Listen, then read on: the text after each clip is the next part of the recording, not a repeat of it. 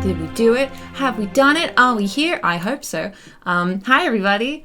Welcome on in to the fifth house using the Witchcraft and Wizardry system, which I'm super duper duper excited for. Hello, everybody. I hope you're doing really well. Ed, are you nervous? I'm nervous. Oh, I'm so nervous. Great, good stuff. Awesome. We're all terrified. I do, however, here's one cool thing. Look at this. Yeah, I could change it to the house colors, can't I? So that's good. Feeling fine. But hi, everybody. I hope you're having an amazing day. I hope you have a beverage with you. I hope you're excited for our first episode of Witchcraft and Wizardry. We have the lovely Ed Spence coming in as our GM today, and he has done so much cool stuff that I'm really excited for you all to see. And we have this little cartography-inspired overlay. That's like a tiny bit glitched, but like we'll fix it. We'll get to it. And I just wanted to introduce everybody. But before I do that, I will very quickly cover a thing that I already covered on our Patreon in a public post. But I'm covering it again because it's important. I'm going to try and summarize as quick as I can. But if you go on our Patreon, patreon.com/storystold, it's a public post where you can read it there. Basically, yeah, Harry Potter, not great. JKR, not great, not fantastic. However, as a non-binary person, and with half of our cast being non-binary, and lots of our characters being non-binary, we have like a nostalgia towards Harry Potter, and also I just find it really funny taking an intellectual property and using it to raise money for something that the person hates. I just find that fun. I just think it's cool and it's funky. And I also do like the world building of Harry Potter, and Ed is an incredibly inclusive GM, and he's absolutely wonderful, and I entirely trust him with this. So that's there's a lot more. It's a touchy subject and there's a lot to it. If anyone's uncomfortable with us doing a Harry Potter adaptation, as it were, it's completely fine. We also, if you're trans and there's anything that we can do to make you more comfortable, or if we do anything like bad or anything, please feel free to tell me, DM any of us, and we'd love to hear it. Also, Hannah is rating. Holy guacamole. Hi, Hannah. But we are raising money for Mermaids UK, which is a charity in the UK that supports trans and gender variant individuals and their families, mainly youths. And then also any subs or bits or anything, any revenue and profit from that will go to trans grassroots charities internationally, where we'll like manually go and we'll do that. But we do have a Tiltify campaign. We were also watching Hannah's fight while we were getting ready. So well done, Hannah. And also we have incentives for fundraising. We have for £10, you'll get your name on one of the little Chucky Froggies on the Starting Soon and BRB screens. For I believe it's £20, you can give us a name and we'll give an NPC that name. And for £40, which is like one that's available once per week, you get to like create an NPC for the next episode. So there's only one of those. There's only one. And also, what do we have it at, Ed? We had it at every 5. If you donate in increments of 5, you can give points to the house of your choice. Maths is so difficult. Yeah, we were trying to figure this out earlier, and it's very likely that we will probably change our minds when we realise it's wildly imbalanced. But basically, if you donate £5, I think for every £5 you donate, you can donate 5 house points to a Hogwarts house of your choice, which will mean that the House Cup at the end of this campaign is not only decided by our players, but is also decided by you as well. So if we also do we decide a cap on that? Is it going to be a cap per house per episode, do you think? Yeah, so I think each house will have a cap of 50 per episode. Yeah. But yeah, if you want to see Hufflepuff win the House Cup, go for it, man. I can't wait for all of us to be Slytherins, and everyone's like, you know who we're going to make win the House Cup? Gryffindor. They need it. They do need it. But yeah, so I'm going to go around really quickly and introduce everyone. Also, hello, anybody who's come from Hannah's stream. Hannah is, of course, the other founder of this channel. And thank you, Sluffy, for the resub. Is the other founder of this channel, and she's fantastic. This campaign has been organized and set up by me, but next month's campaign will be organized and set up by Hannah. And Hannah's lovely, and we should all love her and just but Bella, you've been on this channel a couple of times, so if anyone doesn't know you, they've got no taste. But how about you tell us all about yourself, sister? What do you mean, like me or my character? You, not your character. Me. Yeah, okay. You. I'm Bella. I have a cat. I like gin and tonics, and Harley's one of my best friends in the world, and she's so cool, and she did all this work. What is overlay? Look at all this stuff that she does. It's going to be a great time. I'm glad you're all here. And please type in chat. We're always reading, Always watching. Yeah. And Sam, would you like to introduce yourself? Sure, I'm Sam. That's great, honey. So what do you do, Sam? I breathe every day. That's so good. Yeah. I'm doing great. So I'm Sam. I don't know how to introduce myself. I play video games, and it's cool.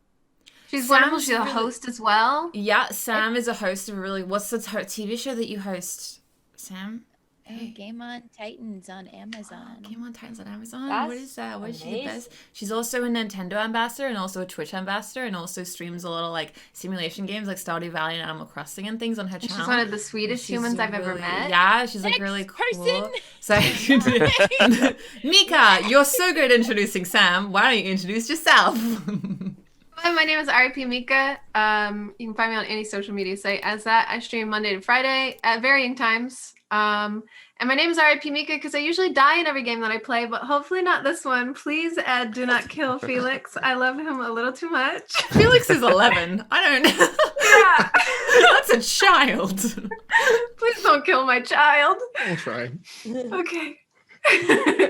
And D-Tune, would you like to introduce yourself? Hi, I'm D-Tune. I do a lot of variety games on Twitch. This is my first tabletop RPG experience, so I hope I don't let people down. I'm very excited to do this, and I am currently like 2,000 miles away from home, so if I'm scuffed on my end, I apologize. I will be working out as we go. You're doing great. I very much appreciate you setting up all of the stuff to come in when you're on your holiday. Hi, everybody. I'm Holly, aka Bread Witchery. I do a lot of story-driven stuff on my channel, and I also do this, and I also do community management for Nani Talent, which is a talent agency that Meek is a part of, and I'm a part of, and also the app Fan House, which is a really cool app. DM me for more info. Love you. And yeah, so I'm very excited to jump into today. It's going to be a really good time. I've been super hyped for this campaign, and someone who's also been super hyped for this campaign, Ed. Hi.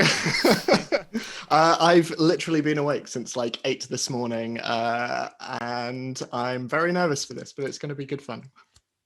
Hopefully. What do you mean, hopefully? I got my notes. I got my... Yeah. Ed showed us his notes, and they're so beautiful. He drew like Yeah. little wands to separate everything. And it's so color cute. coded. Yeah, it's Your beautiful. handwriting is beautiful. Yeah. Thank you. It was described by a teacher at school as nigh incomprehensible and spidery, so thank you. Spidery? That was Spidery. nice. Spidery, yeah. Love that. Spidery. Also, Ed, just really, this is really important. Sorry, I probably should have told you before stream. This is a really important piece of information here. That's okay, Could you that's just lift yourself up a little bit, so just for a second, so we can see the whole ensemble, because the scroll covers it a teensy bit. Just there it is, everybody. Oh, there we Serving go. the Lupin realness is Ed. Yeah. Wow. But yeah, okay, amazing. I believe that we're all set to go then. And also, thank you so much, Nikki, for gifting those 5 subs. That's so kind of you. Thank you. And a huge thank you from me to Chris, who adapted this system. He's amazing. You can check him out on @WackSteven on Twitter. And also a huge thank you to Fesleyan Studios for all of the music that you'll be hearing this episode as well. But without further ado, in the words of Ron Weasley, we play. So sit back, pour yourself some butterbeer, and strap in, because everything from here on out is canon. And join us as we delve into the wonderful world of Harry Potter in the 5th house. Chapter 1, New Beginnings. The world of witchcraft and wizardry has long been kept secret from that of the Muggles. Now, Muggles here is a term that refers to those who, while remarkable in their own wonderful ways, are for the most part entirely ignorant to the ebb and flow of magic around them. Now, one says for the most part, of course, because one is bound to notice things here and there. Haunted houses, the legend of Santa Claus, fairies, sightings of stolen flying cars. And for one to remain completely oblivious would be impossible, given that these two worlds have existed beside one another almost since time began. And yet, there exists an entire world that many never even catch a glimpse of. None. save those very special few. 10 years ago, it was almost lost. Lost to one with nothing but hate in his heart, who would have seen it corrupted for his own vile ends, rooting out those he believed to be different and somehow unworthy. But though there was loss on both sides, eventually his reign of terror came to an end, halted by a brave group of witches and wizards, of all places within the walls of a school. In the walls of Hogwarts. Now, a decade later, the school still stands in the Highlands of Scotland, a bastion of learning, a great towering castle upon giant rocks overlooking the mighty Black Lake and the mysterious Forbidden Forest. Each year, young witches and wizards from all over are ushered through its door. And some are Muggle-born, and others from long lines of magic users, but in truth, it doesn't matter. All are welcome at Hogwarts, regardless of who you are. And this year is no different. September is approaching and a new school year is soon to start. But as the students, whether new or returning, prepare for the coming term, and as the staff and faculty members make their own preparations, it is wise to remember that Hogwarts is more than bricks and mortar. It is memory. Not all of them good. But our story does not begin in the past. It begins in London. Specifically, outside a dingy-looking pub squatting between a Muggle bookstore and a record shop. This unassuming building, considered closed down by the many Londoners who passed, is well known to witches and wizards. It is called the Leaky Cauldron. And stood outside this building, in the middle of Charing Cross Road, stand two figures. And people walk about them as they stand there, but the older of the two interrogates a city map that she holds in her hand.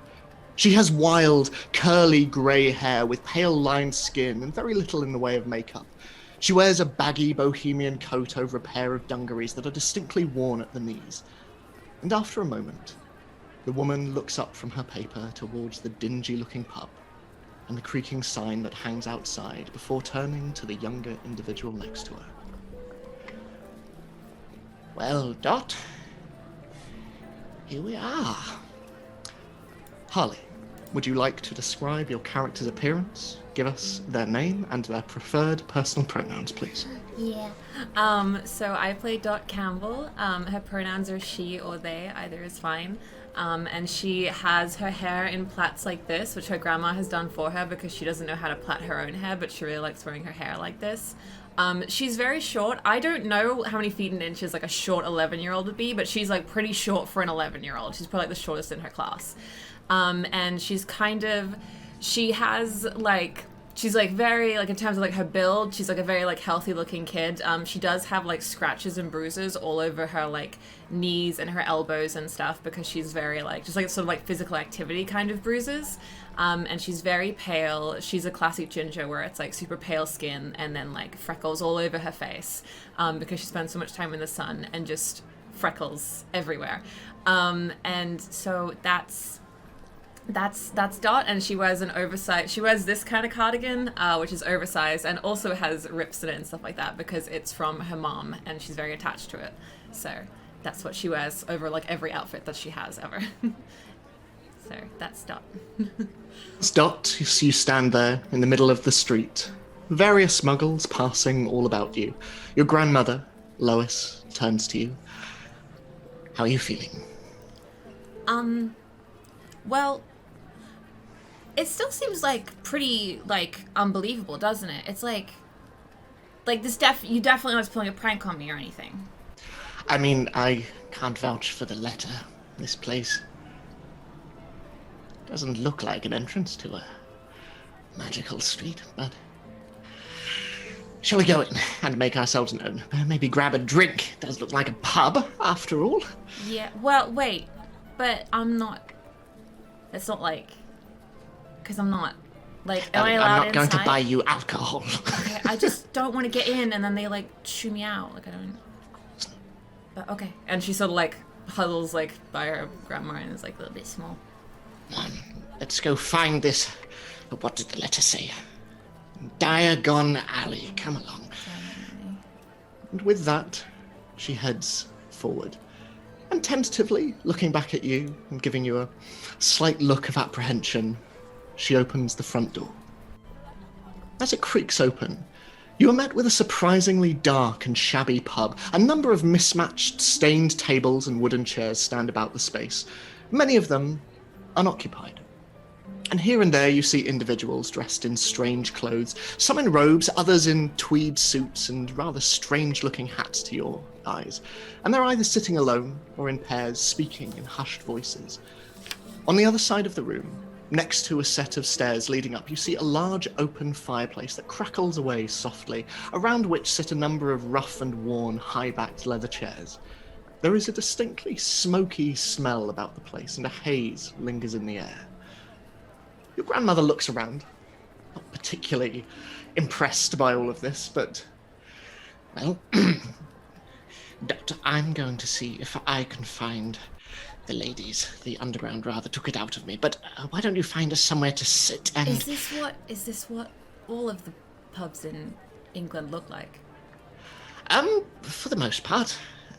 That's so cool. Look at it. It's like actually old. Like that chair is so old looking. Like, are we allowed to sit on that? I would imagine so, It looks yes. so old. And like the bricks are like... It's rather more That's so cool. smoke than I'm used to, but tell you what, why don't you go to the bar and see if you can fetch us some drinks. Here's a couple of pounds. There we go. I will be right back. Okay. And with that, she heads off in search of the toilets. As you stand alone, a couple of glances are thrown in your direction from the individuals around the bar, but occasionally they just go back to their conversations. Okay, Dot's gonna go up to the bar and just like put their elbows like on the counter a little bit and just be like, and wait for someone to notice them. There is a moment. The bar is empty. And for a moment, as you're looking around, it seems that way for a while, until you see, bobbing behind, a small hat at around your level behind the bar, just moving to and fro, up and down. Occasionally you hear the clink of glasses behind and the odd, oh, that goes there. Hello? Hello? Just Hi? one moment! Sorry. And there is a... And you hear the pitter-patter of feet. It sounds like ascending a ladder. And upon this individual coming to the other side of the bar, you realise this can only be the case because it is not a person at all.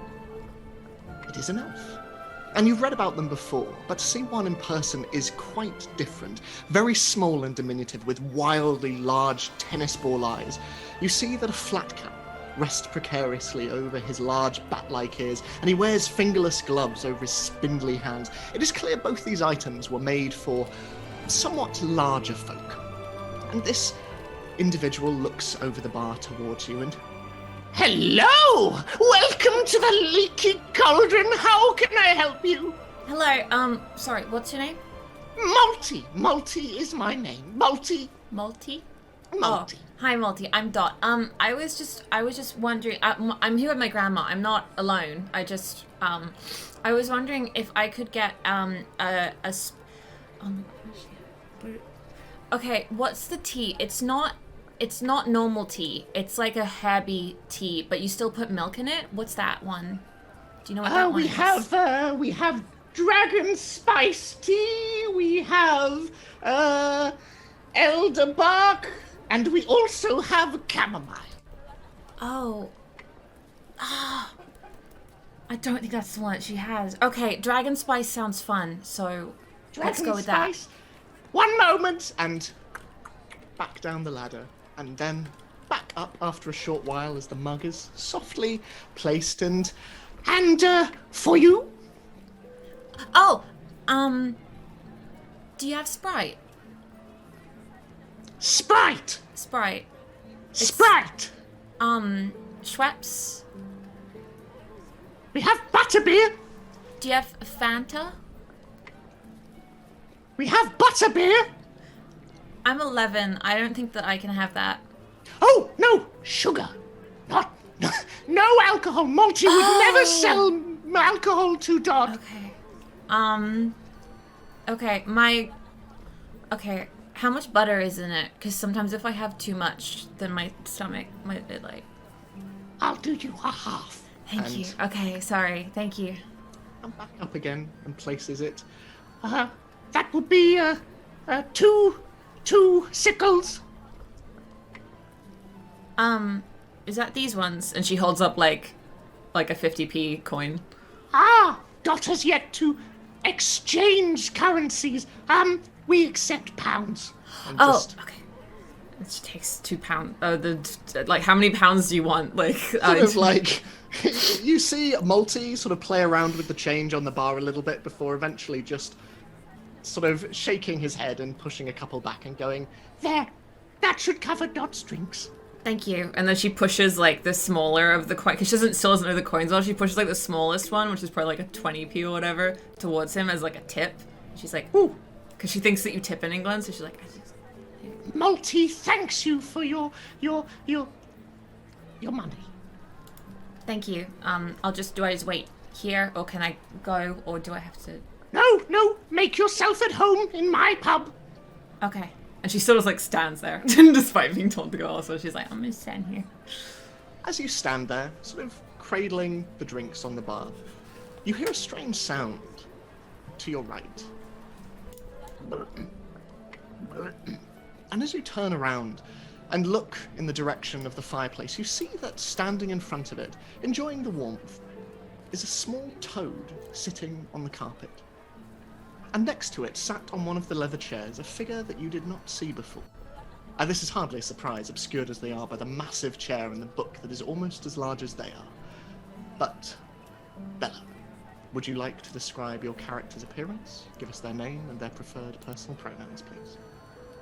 So, I am Violet Slughorn, and she is, her pronouns are she, her, and she is like a little tiny, imagine like Edna Mode, but like as a child. She's very, pale, very bony. She has like the bob and like the little and big glasses, and she's a little nerd. And Slughorn. That's the name. So we'll see. That's me. You see this young girl sat almost enveloped by this leather chair, sitting, book on her knees, this toad just sitting on the floor in front of her.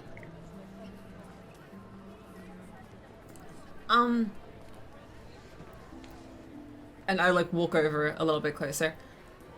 I'm so sorry to bother you.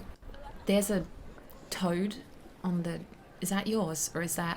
That's Bunny. No, it's a toad, sorry. No, it's Bunny. That's my toad name. It's Bunny. That's my toad. It's Bunny. That's their name. Oh, that's cool. Okay, sorry. So are they all right? Are they not? Do you need like a leash? For I'm them, V. or... What's your name? Oh, my name's Dot. And she holds her hand out. Having managed to acquire the accent she's actually meant to have. Good job, me. She holds her hand out.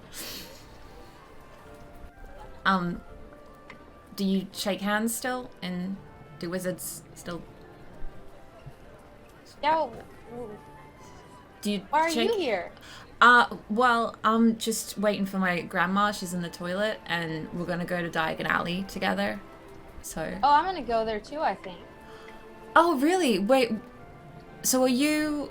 Okay, so I don't know anybody who's a wizard, so I have to come and get the things for the first time. Do you know wizards? Yeah. They're just always doing stuff, and we're gonna do that too. Yeah. So you don't have any of your things or anything. Do you still have to get a wand and all that as well? I think so. I have a fake one that I got a stick in my backyard, and I pretended that it worked, but it didn't work. I had the same thing. I got a stick in my backyard, and my grandma spray painted it silver for me so I could practice. Oh, that's so cool. Yeah.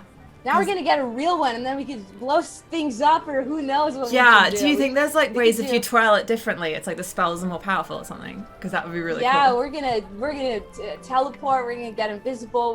We can do crazy stuff, and who knows? Well, I could turn my bunny into with something else. That'd be funny if I No, turned that my might scare them. codename Bunny That into would a probably horse. scare them if they went to a horse because they have like a toad brain. So if you change it, it's probably going to scare them. No, Bunny's very smart. Oh, okay. What's your animal? What'd you get? What do you have? Oh, I don't have one yet. Well, because I only have like I don't have that much money to start with, and I don't have any pets, so I'm not sure that I can get one. They said like owl or toad or cat, but I don't think that I can afford one. So We could just turn things into money, probably. We can learn all these spells. We're gonna learn everything. that's kind of scary if we could do that. It's cool. You want but to be it's kinda friends? scary. Yeah. Okay, you're my best friend now. Okay. That's cool. Do you want? Okay, because I can make. Do you remember Scoobies? The like plastic. Do you have those where it's like little plastic things and you tie them together? like- Boobies. Yeah, it's like little bits of plastic, and you can get all the colors that you want, and then you tie them together, and they make a bracelet. And I used to do it in school a lot, and I would do it for my friends. So I can do that for you as well before we get there. I've never had a friend bracelet in my life. Well, it's like a friendship bracelet. It's just like there's like a thing like. We're gonna be best friends forever, and I won't take it off ever. Okay, yeah. And maybe we can make Bunny one too. Oh my god, yes, that would be so good. I would love that. Wait, who are you with? Do you have your mom here, or your dad, or? I'm with my you know how it is. I'm with my my dad and they're and my mom, and they're here, and they're gonna take me. They're gonna help me go to Hogwarts. That's so cool. Okay, well. And you're going there too, right? Yeah. And best friends forever. Bye. Okay. Making friends already, are we, Dot? Hello. Hi, Grandma. This is Violet. Violet knows wizards already, but she still has to get a wand. So just you can call me V, and Dot's my best friend. Well, Yeah. it is fast progress. My name is Lois. You may call me Lois, and wonderful. You can show us the ropes in that case. I am entirely new to all of this. Oh wow, yeah. There's a rope store somewhere around here, I think. If that's what you need, Oh, we is can there? get whatever. Well, Is it pronounced Diagon Alley? How do you say it? I just call it Dragon Alley because I wish there was dragons there. Oh my god, the tea! Oh my god, Grandma, I got you tea, but I couldn't get the one that you like. I think I got like the wrong kind because I didn't remember the sort that you usually I'm have. always up for trying something new. Don't worry. Thank you. Oh, Violet, do pick your toad up off the floor. And another figure comes into view. A thin man wearing a fairly plain grey suit. And like Violet, he is relatively short of stature, and his large round glasses balance precariously on the end of a thin, dart-like nose, framing a sharp pink face. How many times have I told you, don't leave your toad on the floor, please, darling. Bunny is a free spirit. They want to explore the ground. I know, but someone might step on him, darling. Hello. My name is, Slughorn. Alistair Slughorn. Hello, I'm Dot. You see that his dramatic pause has not maybe had quite the effect that he wants, but, Dot, lovely to meet you. I see you've already, met Violet. So where have you come from? Both of you. Hello, my name is Alistair. Hi, I'm Lois. Where have you come from? Where do you hail from? Well, I'm from Emu Plains in Australia. It's like an hour west of Sydney, and then my grandma's from Cambridge, and I was with her for a bit, so now I'm here. Oh, well, so you come from wizarding family, or you muggle born, or What's a muggle? Oh, apologies. A muggle is one without magical magical blood, magical ability. Not so as that. Dot's trying to think in her head if it's like a bad word. She's like, is that an insult word? Like, is that a slur? No. Oh, God, no. No. It's a good thing. It's a very good thing. Myself and my daughter Violet, our family has a long history with Hogwarts. Horace Slughorn, the old head of Slytherin, retired now, of course, is my first cousin. Athena Slughorn, his cousin, was my mother. We're very proud of our family name. That's cool. I don't My know name's what just half Campbell, but not like the soap, but... Well, it's, I don't know what half of those things meant, but that all sounds very impressive. All right. And she's like, looks at Lois now, and is just like... All right. Violet, we should probably get going. Your mother has gone to the bank, so it's been a pleasure. Wait, where are we going next? What if I don't see Dot? We're best friends. She's gonna make me a bracelet. And at this moment, there's a and a green flash of green light from the fireplace in front of you roars to life. Emerald smoke and flame shoot out, the smell of ash lingering in the air. Once, twice, 3 times this happens, until eventually, almost as though through a doorway, 3 individuals have stepped into the room. A tall, rather thin woman with pale skin and wavy sand-coloured hair, wearing a long tweed-like coat. A tall, young boy, perhaps no more than 15, with close-cropped blonde hair framing his perfectly handsome features, wearing a denim jacket and a red and gold scarf. And behind them, another figure steps through the green flames. Mika, would you like to describe your character's appearance, give us their name and their preferred personal pronouns, please? Of course. Felix Magnus Voss, or Linux, is an androgynous, tall, and lanky 11-year-old. He stands at about 5'2", which is tall for 11-year-old boys. And he holds himself with hunched shoulders. And it's almost like he seems to try to occupy as little of space as possible. His clothes that he's wearing are baggy in some places, but also very short in others because he inherited them from his brother. And his brother is much stockier than him. His hair is like a golden brown and it sparkles in the light with auburn or copper undertones, and he keeps it very unkempt and messy and doesn't brush it. It hangs down to his shoulders, and he's constantly flipping it out of his eyes and brushing it out of the way because he refuses to cut it. And his pronouns are he and they. He goes by either. So, Magnus, as you step out of the fireplace, you see, sat around in front of your brother, Ian, and your mother, Mai Reed, 4 individuals. 2 young girls, and a very stern-looking man in a grey suit, and a rather more bohemian individual who is lounged on one of the leather sofas. But as you're looking around at these individuals, your mother turns to you. Now, come along, Felix, don't dawdle. We have a lot to get done today. Right, Ian, your father will be arriving soon, so I'll make sure our luggage has arrived safely and that the room is booked. Look after your brother. Please make sure he doesn't wander off. And with that, she moves off very, very quickly towards the bar and engages in conversation with Multi, the elf, currently stood behind it. And Ian turns to you. Do you think your cat survived the journey? I thought we were going straight to Diagon Alley to get stuff. I didn't know we would be here, brother. You can be such a buzzkill sometimes. Oh, come on, lighten up. You're going to be seeing a lot more of me. Lennox boys running Gryffindor. Once I'm sorted into Gryffindor, like Mother says I'm going to be. Yes, Hey. I know. That's going to be great. What are you talking about? Hey, you lot going to Gryffindor as well? Hogwarts. On the same. Are you lot going to Hogwarts as well? I'm sorry for him. He doesn't know how to not approach strangers and leave them alone. Hey, I apologize. I'm just friendly, unlike my brother here. Hello. Hi. Dot is like staring at both of them when they speak like really intently, and it probably looks really weird, but it's because she's trying to understand every word that they're saying because she's not used to that accent like at all.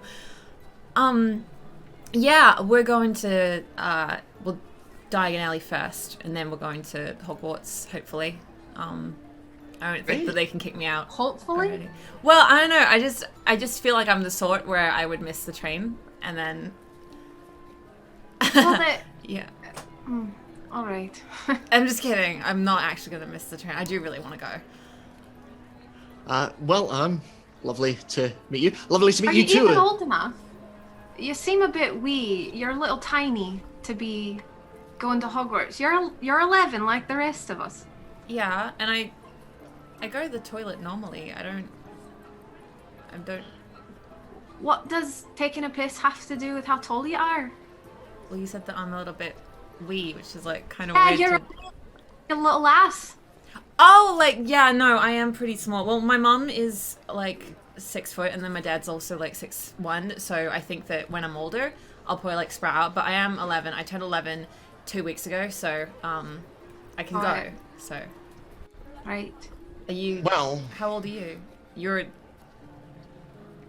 I'm 11. Oh, okay. I thought. But you not were... him, he's 15.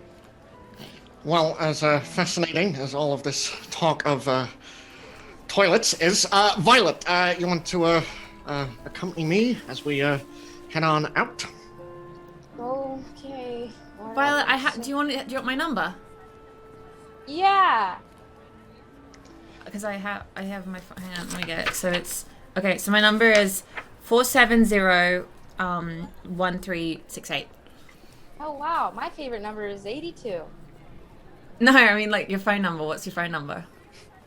Oh, I don't know. I haven't learned that yet. No one calls me. But that's okay, because I have we're gonna see each other. I already know. Okay. Because we're Just this best friends. And I have a question. Yes. Do wizards have phones at I their don't think house? they do have phones on their I house. don't know. They have other ways, but muggles, generally muggles, having grown up with only knowing phones at increasingly younger ages, find it increasingly difficult to part with them as they go to Hogwarts. But you have no idea what a phone is. Be interesting if my character birth meant that I got to keep a certain item with me during character creation, wouldn't it? As this strange conversation unfurls in front of you, your mother, Magnus, comes back and, all right, boys, come on, let's go. Hello, my name is Myreed. How are both of you? And Lois goes, hello, I'm Lois Campbell, and I'm Slughorn, Alistair Slughorn. Oh, Slughorn, as in Horace Slughorn, yes.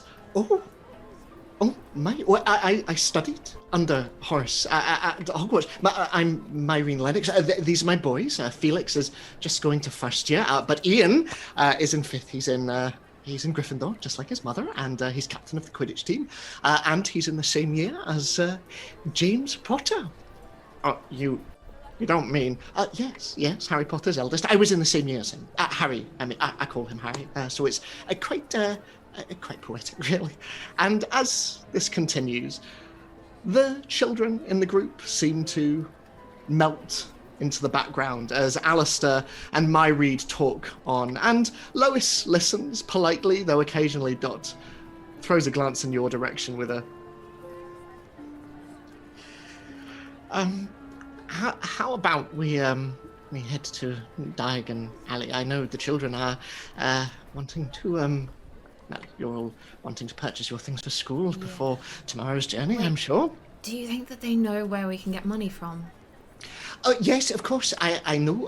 My husband is dealing with that at the moment. But why don't? Has anyone here ever been before? Our family has gone several times. No, I just, it's okay. You don't need to like go with us. It's just that I don't know how to, because we only have English money, and I didn't know that it's different for. I wizards. must confess, I'm still suffering from port key lag. We've only just arrived from Buffalo the other night. But I must confess, I have never been to Diagon Alley. And with that, Myreed looks at all of you and goes, well, then we'll have to make the trip together. I will show you exactly where to go. Follow me. Felix, come on. Yes, Mum. Dot lives really close to her grandma and like holds her grandma's hand because she's very overstimulated from like all the adults who are strangers. So as these three very distinct groups move through the bar, Myreed very confident leading the way out back, you step out the back door, and led by Myreed, you are met with a small red brick courtyard with a single grimy dustbin sat to one side. Moss coats the cobbles beneath your feet, and as you stand there in your group, you watch Myreed step forward, and she begins to tap the bricks. 3 bricks up, 2 across. There is a moment's silence, and then, before your eyes, the bricks start to shift, moving over one another in quick succession until eventually they form a large red archway. And beyond it, stretching as far as you can see, a bustling city street full of tiled roofs, old-fashioned shops, market stalls, plants, shop signs, strange creatures flying through the air, and in amongst it all, a heaving throng of strangely dressed people. And my read turns around to you all. Welcome to Diagon Alley. And now, Lois, if you're wanting to exchange any currency for Dot, you'll be wanting to go to Gringotts over there. Now, Magnus, we have a lot to get for you, wands and books. What would you like to purchase first? Suppose I'd want to get my wand first, Mum. Your wand, all right, not a problem. And at this point, Ian comes in. Mum, I thought we were going to go to broomsticks first, otherwise I'm going to miss out on the Nimbus 2019. Yes, of course. Alistair, would you mind accompanying Felix while he goes to his wand? I'm sure Violet and sorry, was it Dot? Yes, we'll be looking to get theirs as well. Felix, I'd like you to behave while you're with these very kind strangers. Is that all right, Alistair? And Alistair just nods, of course. Absolutely. And my read just turns, behave, Felix. And with that, she and Ian disappear into the crowds. I've got to say I'm a bit thankful that you lot showed up. Because otherwise I'd have to listen to my mom drone on about my brother's Quidditch and his brooms, and honestly, probably talk about Slughorn here. Well, let's go to Ollivanders. I've heard it's around here somewhere. I'll just ask, but follow me, children, and Lois as well. Let's go. And he continues on, and the three of you behind, with Lois occasionally throwing an eye back towards you, Dot. And Violet, as you're walking through, sort of trying to avoid all of these much larger people around you, you find yourself looking around at all of the wonders and strange things you see all around you. And distracted as you are, you find yourself bumping into someone, and your glasses fall to the ground. And as you reach down and pick them up and look at the individual in front of you, Sam, would you like to describe your character's appearance, give us their name and their preferred personal pronouns, please? Sure. Her name is Sissel Anya. Nickname can be Sissy. Her pronouns are she, her. She is about 4'4", so just probably a couple inches above Dot. That's about average for 11-year-old females, at least in the U.S. I think I googled in the UK. But anyway, she's Irish, and she dyes her hair a darker red because she is freckled and does not just want to look like every other redhead out there. She wants to, just be a little different. However, she's a little bit more whimsical, like in not only just how she kind of dresses, because she was more to herself growing up, but in how she kind of moves. Like, she's just very flowy, and she's just petite and scrawny, I would say, but like wide-eyed, and she actually has like a golden hazel hue for her eyes. Also, Sam, sorry, also- do you have any gain on your mic that you could pop up? Because you're a little quiet. Sorry. Is this better or worse? Worse. Is this better? That's or better. worse? That's better. There we go. All right, sorry. I just wanted to, because I want everyone to hear how adorable Okay. Sissy is. So, continue. But yeah, so she's Irish, but I can't do an Irish accent, so sorry. I might try a British one and fail at that too, but it's fine. So, Violet, as you pick up your glasses and place them back on your head, this is the individual that you see in front of you, standing alone in the middle of the street in amongst the bustling crowds. Hi. Who are Just you? kind of, she looks around. She's just like, oh, hello. Why do you ask? You want to come with us? We're gonna go look at stuff. I don't know you. So? My dad told me to stop right here. I'm Violet. Just call me V. Now we know each other. What's your She's name? like, she's panicking on the inside and just like kind of looking around for an adult. She's like, I don't know this girl. Almost as if on cue, you hear a voice over the crowd. Sissy? Cecil? Oh, there you are. There you are. Are you okay? And out of the crowd, there comes a man with dark red hair and freckled skin, wearing a heavy brown coat and a long woolen scarf. And behind him, you see a boy, Magnus, roughly Ian's age. He is almost the spitting image of the man who runs before him, with fairly soft features and softer eyes. And the man bends down in front of you, Sissy, and just, are you all right? How many times have I told you, Sissy, don't run off like that? I waited right here. I didn't go very far. Okay, and the boy turns, Dad, come on. It's been like a minute. It's a busy street. It's easy to get lost. You okay, sis? Yeah, there's a strange girl right here. I don't know what she wants, but I didn't talk Look, to Bunny! Look! That's not a Bunny. bunny. It's... Dad, I don't know what she wants. We can... We can go look at stuff. Are you gonna be a wizard too? And Cecil's just like looking at her dad like, save me. I don't know this girl.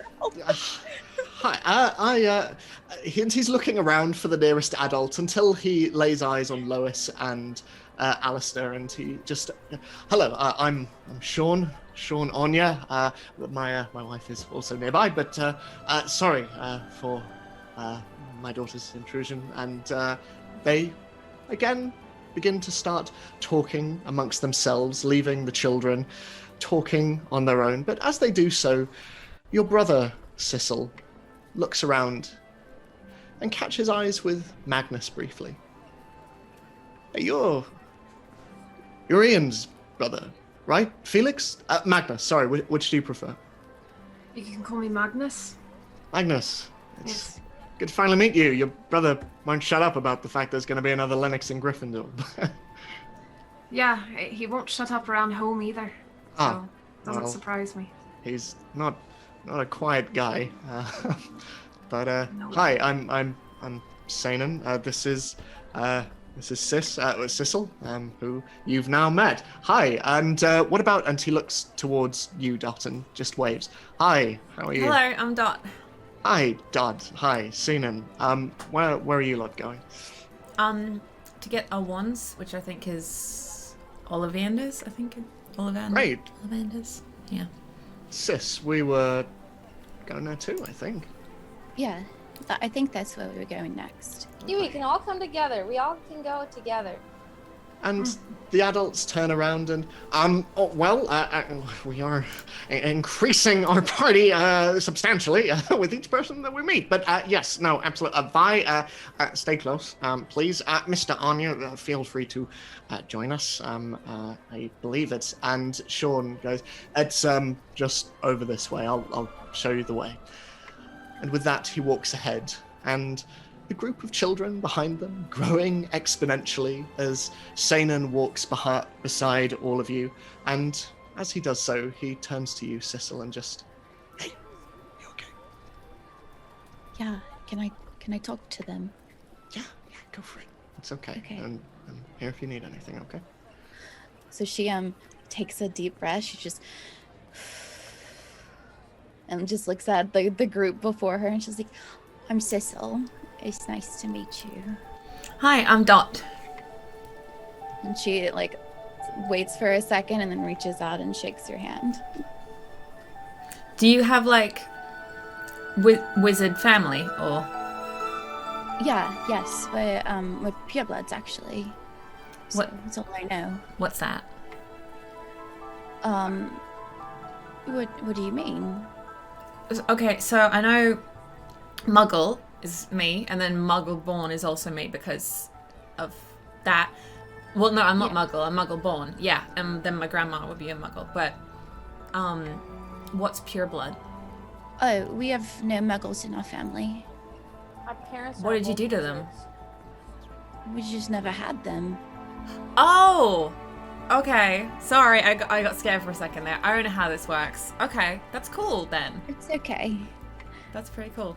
Muggles are cool too. You got to be a wizard too. It's all the same. It doesn't really matter that much. Oh, well, I've never really met a muggle. Or Oh, my Muggle-born. grandma is one. She's a lady. So. Little lady. Yeah. She's very pretty. Yeah, she is.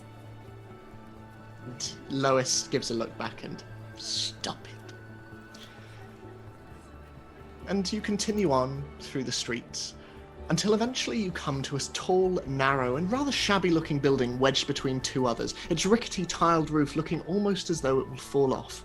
Its brickwork is cracked and stained, and above the door in a solitary, dusty shop window, you see the words, Ollivanders, makers of fine wine since 382 BC, written in peeling gold lettering. And Sean turns around to everyone. Here we are, finest one maker in Diagon Alley. It's where my wife and I got ours, and it's where Sanan got his. Yeah, a finer establishment you won't find. So, please, after all of you. And with that, he opens the door and a bell rings from inside as he gestures for you all to enter. Dot goes in next to Lois. Wherever Lois goes, Dot follows. Magnus will want to get away from Ian as much as possible. Or Ian's not there. Want to get away from the group. You've succeeded. Well done. I've succeeded. So he'll probably go in first. Okay. So as you go in first, and as the others follow, the inside of the shop is just as narrow as the outside, almost more so. On either side are great shelves that stretch up to the ceiling, each of which are covered in stacks of thousands of narrow boxes, and the shop itself is almost entirely devoid of furniture, save for a spindly chair in the corner of the room and a faded-looking desk. And next to this, you see two individuals. One is an elderly-looking man with almost alabaster white skin and thin grey hair with large silver eyes. And the other individual is altogether shorter than he is and holds in their hand a wand. And finally, Jordan. Would you like to describe your character's appearance, give us their name and their preferred personal pronouns, please? Yeah, so my character's name is Ezra Trill. Ezra goes by he, him, or any pronouns. Ezra is about average height, but has big puffy hair, so kind of catches up a little bit to the tallest in the group in that aspect. Ezra's pretty energetic, can't really sit still.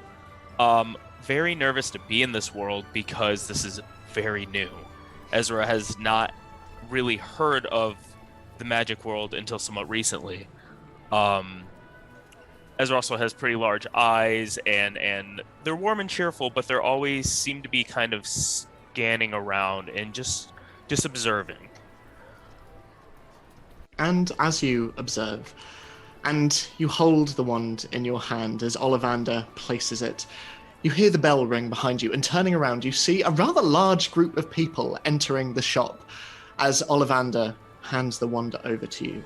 And Jordan, I would like you to make the first dice roll of the game, please. Can you roll a d6 for me? Yes. If I remember how to do this. Let's see. Okay, and that should have worked. Okay. So, let me just... Lovely. Okay, so... and can I ask you to roll again, please, as Ollivander just places the wand in your hand. There we are. Try that one. It's hawthorn with the dragon heartstring. How does that feel? I'm not too sure how it's supposed to feel, to be honest. There's a nice weight to it. It's interesting. This wand is much the same as your father's. I don't forget a face, and I certainly don't forget eyes. I have a memory for these things. My father, I never really got to know him. He was gone before I could remember. I'm sorry to hear it. Tell you what, why don't you give that a go? Just swish and flick over in that direction. Don't mind the audience. Just over here? Preferably where there aren't any wands stacked up, yes. Okay. So Ezra tries his best to emulate what he thinks a wizard would do, and gives it a nice little flick. Okay. Can you make a magic roll? So just 2d6 plus your magic attribute. Yes.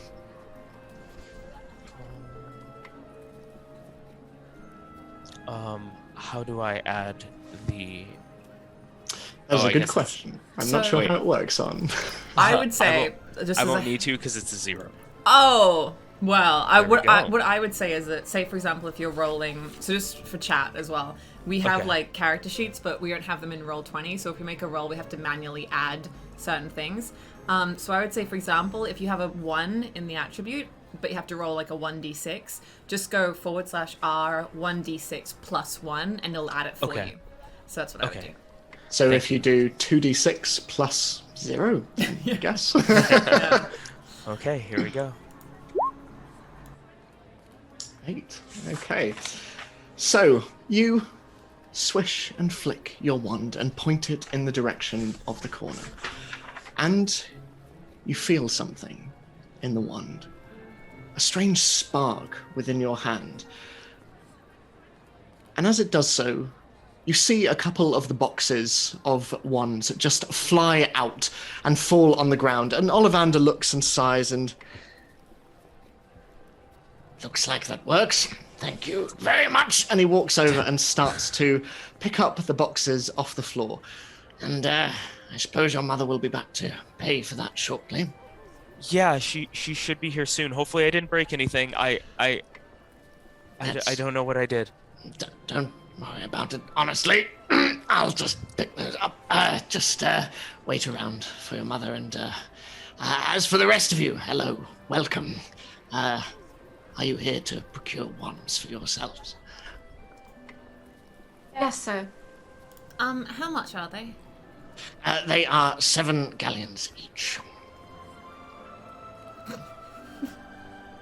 Sorry. Just so Mr. everyone in the audience knows, I have 8 galleons. Did Dot already exchange her money? Yes, off screen. Woo! I think Diagon Alley also accepts Yes. pounds and stuff, so we're gonna say I have 8 galleons worth on me. Yeah. Well, do come forward, and we'll get you all sorted out. Now, for brevity's sake, well, let's go in order, because otherwise this will get very, very complicated very quickly. So, let's go in alphabetical order of characters. So, Dot, can you roll a d6 for me, followed by a d6 plus 8, please? Ezra, your wand is made of hawthorn wood, and it contains dragon heartstring, and it is 12 inches long. Dot, your wand is made of rowan wood. It contains unicorn tail hair, and it is 14 inches long. Isn't that quite long? I mean, compared to like how small you are as well, it is very, very big. Magnus, can you do the same, please? Just 1d6 and then 1d6 plus 8, please. Plus 8. Okay, so your wand's wand match. is made of oak. It contains a phoenix feather, and it is, again, 14 inches. And Sissel, can you roll a d6? And d6 plus 8. This is thrilling viewing, I'm sure. Okay. So your wand is made of birch. You too have a phoenix feather, and your wand is just 1d6 plus 8. I can't figure out how to do the 8. You go /R 1d6 plus 8. Like just write in plus 8. Oh. Okay. There you go. 9 inches. And finally, Violet. If you can roll a d6 and then a d6 plus 8.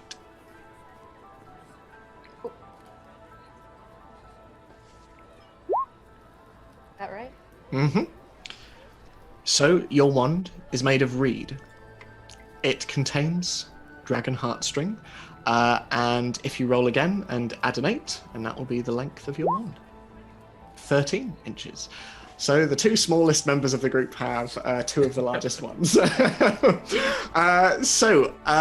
Ollivander services you with all of these and allows you to test them within the shop. And Ezra, you watch as these individuals stand around waving wands, and each of you occasionally sharing glances as you stand on your own, waiting for your mother.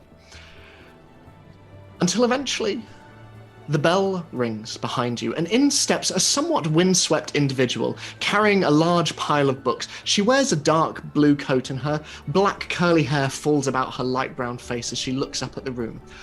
All right, honey, I have all your books, and... Oh, hi, you making friends? Hi. I'm trying not to break anything, and I knock books over, but I'm here. I'm sure you're doing amazingly. Hi, I'm Shoshana Trill. You've already met my son, Ezra. Hi, and she starts to shake hands with all of the adults as once again the kids all around sort of stand awkwardly amongst one another, as kids often want to do. And you see Sanan next to you. Sissel just give you a look of, "You okay?" Hi, hello, how are you? And Sanan just, "Hi, I'm Sanan. Your mum said your name was Ezra?" Yeah, she can be very forward when approaching new people. She thinks I've met everyone already, but I'm just kind of watching.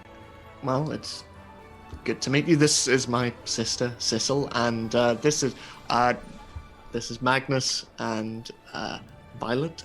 And it was Dot, right? Yeah. I really like your hair, Ezra. When my mom comes back, it would be great to convince her to not cut my hair next year. I really like your hair too. I hope you can keep it. I Yeah, like me your hair too. too, Magnus. It frames your face well. Thank you. I like hair. It's great, yes. And we all have it. Yes, we do. But not my toad. Maybe I could do a spell someday and then I'll give it crazy hair. What? Whose toad is that? That's mine. It's funny. Does everybody have pets? I do. Yeah. Ezra, do you have a Yeah. pet? What? I do. I have a pet owl. Her name is Jupiter.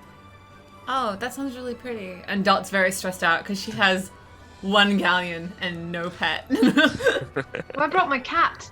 Do you have any family pets that they're letting you bring? No, I always wanted one. Since like ever, I've always really wanted a black Labradoodle. I thought they're really cute, but the letter didn't say you could bring a black Labradoodle, and also I don't think that I could get one anyway. But Dogs are a bit unruly. well, no, but like it depends on how you raise them. I think. They're like mini horses. No, not really. I mean, ponies. Magnus, You can ride them. Magnus, is it?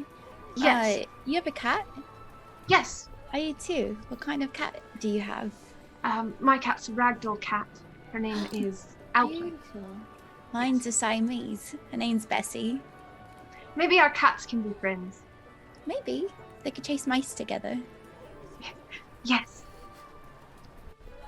And maybe the toad. Yeah, Toad can ride on top with a little hat and hair. Alpine will not like that. I don't So think... Dot, we have to get either. you a pet maybe. Do they have shelters? I could go to a shelter and get one from there. A shelter. A shelter. What do you mean by shelter? Like a roof over your head. No, it's like when people don't want their pets anymore, they just take them to this place and the place holds it for them until somebody who does want them can go and get them from there. So I like that because I feel like it's better than when there are like breeders who like make like when there's breeders who like get pets to make more pets and it hurts the mommy pet sometimes. So I would like it if I could get a pet that like nobody wanted, but it's not its fault. You know what I Mother mean? told me about when people don't want their pets at Hogwarts, they just let them go in the Forbidden Forest. What? What's that? Oh, God. That's horrible. Is Why there? would you not want your pet? Yeah. You can snuggle it. Sorry, I was just reeling at the idea of putting a toad in the forest and being like, "Go, be free." Go, kid! I don't want you. Oh, As no. you have this conversation, the adults seem to be finishing their own, and Shoshana turns back to you, Ezra, and goes, "Right, okay, we need to head off, grab some more supplies, but the others tell me that they're all staying at the Leaky Cauldron too, so we'll see everyone later on, and hopefully on the train as well, everyone. Hi." Ezra kind of tugs a little bit at his mom's clothes, trying to hint that like I kind of want to hang out with these potential new friends, because Ezra doesn't really have anybody or know anybody in this world. And hearing Dot explain shelters and like real life, like real non-magical things was like a connection point, just a saving grace of, oh, there are people here who are a little bit like me.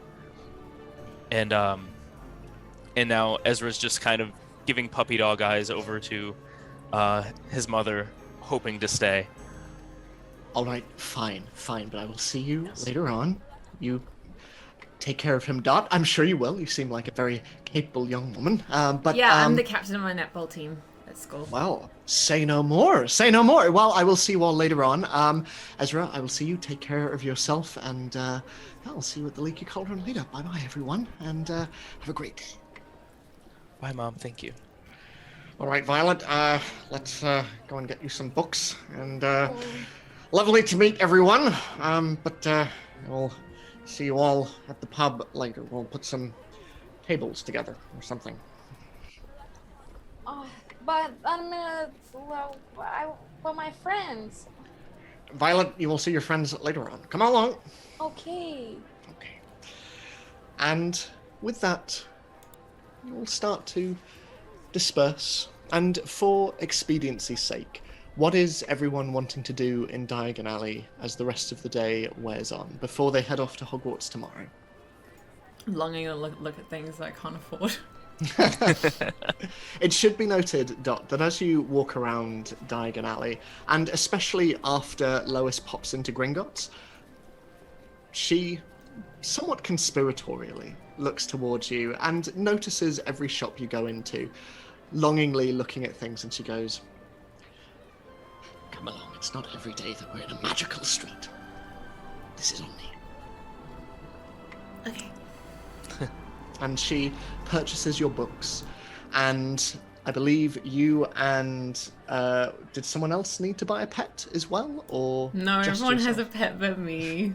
So you eventually find your way to the Magical Menagerie, a 2-story grey building with tall windows, and each is framed in green painted wood. And through these you see stacks of cages, some teetering on top of one another and some hanging from the ceiling. And as you enter, you see that it is more cramped than you could possibly imagine. And more than that, it is noisy. There is meowing and squeaking and hissing as you look around at the cornucopia of animals on display. Creatures are hanging from the rafters, and cages and display cabinets of mammals and reptiles. Even a few fish sit around, covering every inch of the room. There are snakes, turtles, ravens, cats, nifflers, double-ended newts, bats, and in amongst this you see a somewhat bedraggled-looking woman in brown robes with what looked like dried droppings on her pointed hat, and she's currently in the process of trying to get a white rabbit to sit still, next to which sits a cage of rats that appear to be playing skipping rope with their tails. But she sort of manages to force the bunny down into a sitting position and stay there. Right, hello, how can I help you? Hello, I was wondering, did you have any, is there any pets that are, disabled or anything that you have that people aren't buying or that have been here for a while? Or, like, older ones, or... Well, we do have, if you go over there and look in the display cabinet, we have a couple of cats in there, if it is one that you're looking for. That Yeah, I mean, I was hoping that I could get one if there's one that's been here for a while because nobody wants them, just because I like cats like that, and I know that some people don't, so I'd rather give them, like, if there's like one with 3 legs or something, I don't mind. I'm still... And she heads over and reaching into a group of cats that are just in one of the display cases, she just reaches out and brings a very small munchkin cat. It's very long and with very tiny legs that barely have knees. They just sort of wiggle a little bit underneath the torso like a little potato. But you see that one of its very green eyes is healed over and gone. And she goes, "No, this one's been here for quite some time, but she's such a sweet nature. Would you like to hold her?" Yeah, I would love that, please. And her little legs sort of wiggle in the air. I take her. I She love just- her. What color is she? She's very, very white. I love her. I'm holding the cat, and Dot is in love with her and has never held a cat before, so she's trying to hold it like a teddy bear, but isn't like figuring out how to do it properly. But she's supporting the bottom, which is the important thing. Lois just looks at you and I think you've fallen in love. Yeah, what do I get to name it myself, or? the shop owner just... It's yours to do with as you please, if you would like to give her a home. Okay. Yeah, no, I would. How much, wait, how much is she? The cat would be 9 galleons. And Lois, without you needing to say anything, just steps forward and places it on the desk and turns around and winks. Thanks, Grandma. She suits you very well. Thank you. I'm gonna... Sorry, can I talk to my grandma really quickly? Yeah, of course you can. Of course you can. Lovely doing business with you. Okay, thank you. Does she come with anything? Does she need anything? Like, does she have like a carrier or anything that she needs? No, she don't. We don't sell that kind of stuff here. But you're welcome to look around. There is a shop round the corner that does sell stuff like that. Okay. So Grandma. Sorry, thank you. I've just always really wanted a cat, and it's really nice of you to get one for me, but I'm worried that I won't be able to, like, pay for her food and stuff while I'm at Hogwarts, because I don't have any money. Tell you what, I don't know how Hogwarts is going to work, but I'll be sure to send you stuff. Thank you. I'm gonna think of a name for her. We'll call her Kitty right now. But I'm gonna think of a name for her that's a really good one. So just try not to call her by a name too much, because then she'll get confused. But I'll think of a really good one. And thank you. And I'll look after her. And I'll text you like pictures of her. And I can bring her home in the holidays, and then you can hang out with her. Well, you know, I don't do too well with text, but that would be lovely. Okay, I love you, Grandma. Thank you. I'm sorry. I don't even need anything else. Like I don't even want anything else. It's totally fine. I don't. Thank you. So, is there anything that anyone else is wanting to get in Diagon Alley? Anything anyone is wanting to do before heading back to the Leaky Cauldron? Okay. Ezra kind of walks over to the broom shop, Mm-hmm. baffled on how something that was so mundane and something that, you know, he grew up just cleaning the house with is like this magical way of transportation, and has always wondered, is the broom in the closet in my house? Can I fly on that? But you know, Ezra's too nervous to ask anyone, so just kind of looking around and just absorbing in what's happening. And how about Violet, Sissel, and Magnus? Is there anything that you're wanting to do? I will say probably at this point, Magnus, your mother and Ian have probably come to collect you. And is there anything that you're wanting to do with them at all? Is Weasley's Wizards Wheezing still a shop in Diagon Alley at this point? You look around and yes, you see that on a street corner there is a large 2-story building with orange framed windows and purple and orange bunting, and there are horns and bubbles that emanate from within, and up top you see a giant animatronic head that lifts a top hat up and down with a creature that appears and disappears with each lift and placement of the hat. It is very, very busy and it is very noisy. Magnus is gonna go in there kind of discreetly and try to grab some things that he can prank his brother with during the school year. Cool. It's the only thing he's really looking forward to after he gets sorted. There is a very long list of things, so I will go through that at some point and decide a good amount of things for you to have. But you're able to do that, not a problem. Cool. Violet and Sissel, is there anything that you're wanting to do? I want Sinan to take me over to the broom shop and show me what he is really looking forward to in Quidditch, because Quidditch also interests me, and maybe one year I'll be in it. Okay. See what the new hot stuff is. So he points out a few things and talks about how, as a chaser, on the Ravenclaw team, he requires a particularly fast broom, and you see him eyeing up the Nimbus 2019, which he turns to you, and I can't afford that at the moment. I know Ian will probably have one of his own, which means Gryffindor will probably win, but why don't you just ask Mum?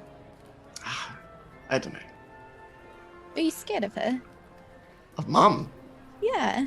Deathly. Why? No. She's so sweet. She taught me how to garden. Yeah. No, I don't know. Seems, I don't know, frivolous, I guess. What if I ask Mum?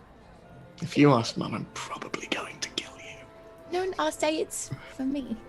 And I want to learn. Oh, will you? Okay. Yeah. I mean, you know Mum is never letting you near a broom as long as you live. You know that, right? I know. She doesn't let me near anything. But I think I'm her favorite, sorry. So I can Okay. Well, tell you what, when we're at Hogwarts, if you like, it's technically not allowed, but I can maybe teach you a bit of flying, if you'd like. Really? Yeah, well, Mum and Dad won't be there. Okay, I won't tell anybody. Pinky promise? Yeah, Pinky promise. Garrick. And Violet, is there anything that you would like to do? I think I would just, hold my toad and talk to it while I look around. Just want to, take it all in. Okay. So you look around and it's all very overwhelming, but every so often your father turns around and, come along, Violet, come on, we don't have all day, come on. I just want to look. I know, but we only have one day. We are leaving tomorrow, so come along. Hey. Lovely. So, as the day continues, eventually the sun begins to set and the evening comes. And you find yourselves back at the Leaky Cauldron, and you're joined by several other people as the various families decide to have a meal together, pushing various tables together. And Magnus, your father, eventually joins. Callum, a somewhat heavy-set man wearing a barber coat with piercing grey eyes and a short, thick brown hair to match his short, thick brown moustache. And Sissel, your mother, Shersha, she also joins. A beautiful woman with wine red hair and pale freckled skin. And Violet, your mother, Galatea, also joins. A short, very smartly dressed woman with short black hair and round spectacles. And all of the adults eat together. And Ian and Sanan, they sit next to one another, seemingly catching up about their respective summers. And it seems like they are fairly good friends. And the five of you sit at the other end of the table, eating, until eventually Shoshana leans across and looks at all of you. Hi. Dot, I hope you don't mind, but seeing as Ezra and I are unfamiliar, as you guys are, we were wondering if we can tag along with you and Lois tomorrow to King's Cross and find this platform 9 3/4. Yeah, no, have not. that's totally fine. Wait, Ezra, do you have your phone as well? Yeah, I have my Oh, phone, and okay. I was very worried that I wouldn't be allowed to take it. Are we allowed to have them? I don't. And she like stares at like her grandma until her grandma like turns away or moves away a little bit further, and she's like, I don't think that we actually are allowed to have them, but I figure maybe if we just hide them, we can keep them because, like, what are they gonna do? Like take our like no. So I figure we'll just hide them, and like just put them like somewhere in like your undergarments or something. Yeah. Yeah. But And- let's exchange numbers, and then we exchange numbers. Yeah, and Ezra leans a little closer and is like, whispers, Dot, do they just not have phones here? I don't think they do. I think maybe they have like telekinesis or something, and then they can just like do it that way. Ezra, while having this conversation, is kind of twirling his wand in his hair, and he looks over at it and sees it near his ear, and is like, Can you make phone calls on these? Like, what?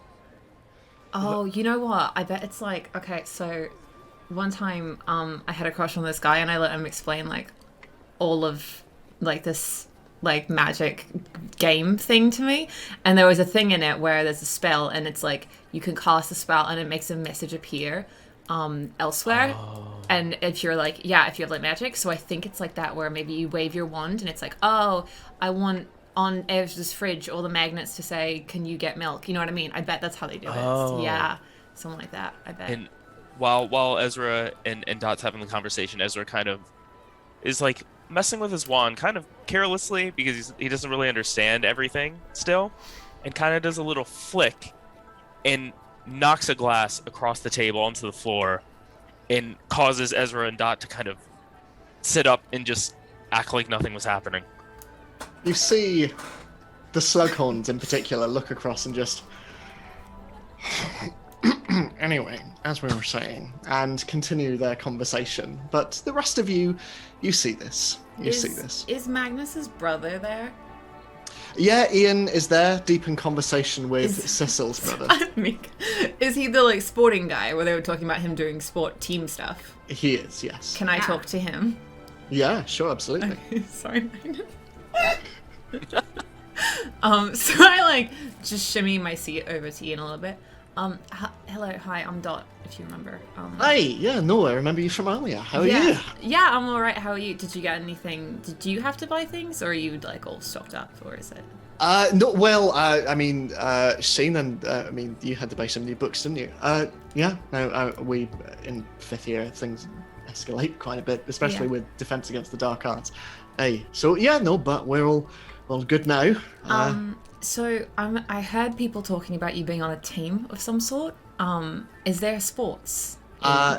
Yeah, no, I'm actually a captain of the Quidditch team. I'm the captain of the netball team back at my school in Australia. Right. Yeah. What's netball? Yes. No. Of course. Yes. Sorry. No. It's been a while.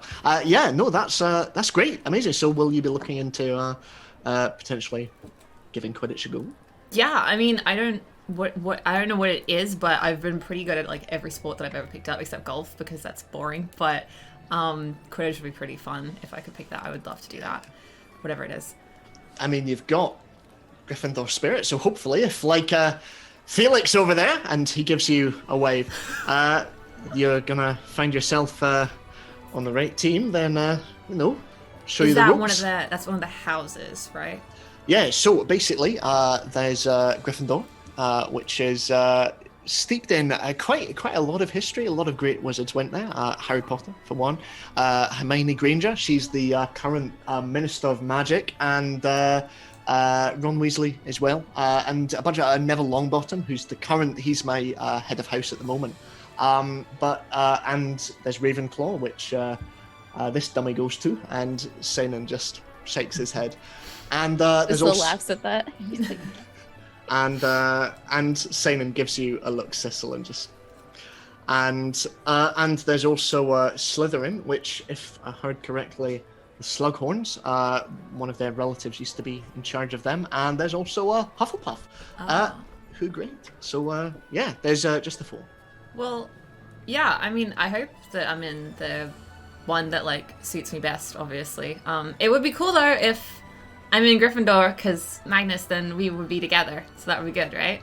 Absolutely. She's, like, across the table. She's, like, trying really hard to be like, then we'd be on, like, the same one, because you're going in Gryffindor, and then you. Well, Yeah. There are famous wizards from other houses, Dot. It's not just all about Gryffindor. Ian's a bit of a fanboy of himself, if you haven't noticed that already. I wouldn't say that. I'd just say He that likes to think that his name will be up there one day, too. Well, I am Quidditch captain, so technically my name is on record somewhere. But Oh, wow. Puff out your chest a little more, Ian. all right, it's just a little bit. And Sainin goes, you know, she's got a point. It is really far out. Yeah. Just push it back, and he just, all right, fine, being ganged up on. So, you're all looking forward to going tomorrow? I'm very nervous. I haven't been around anybody but Sainin and my parents in a very long time. Well, you go to So- school, don't you?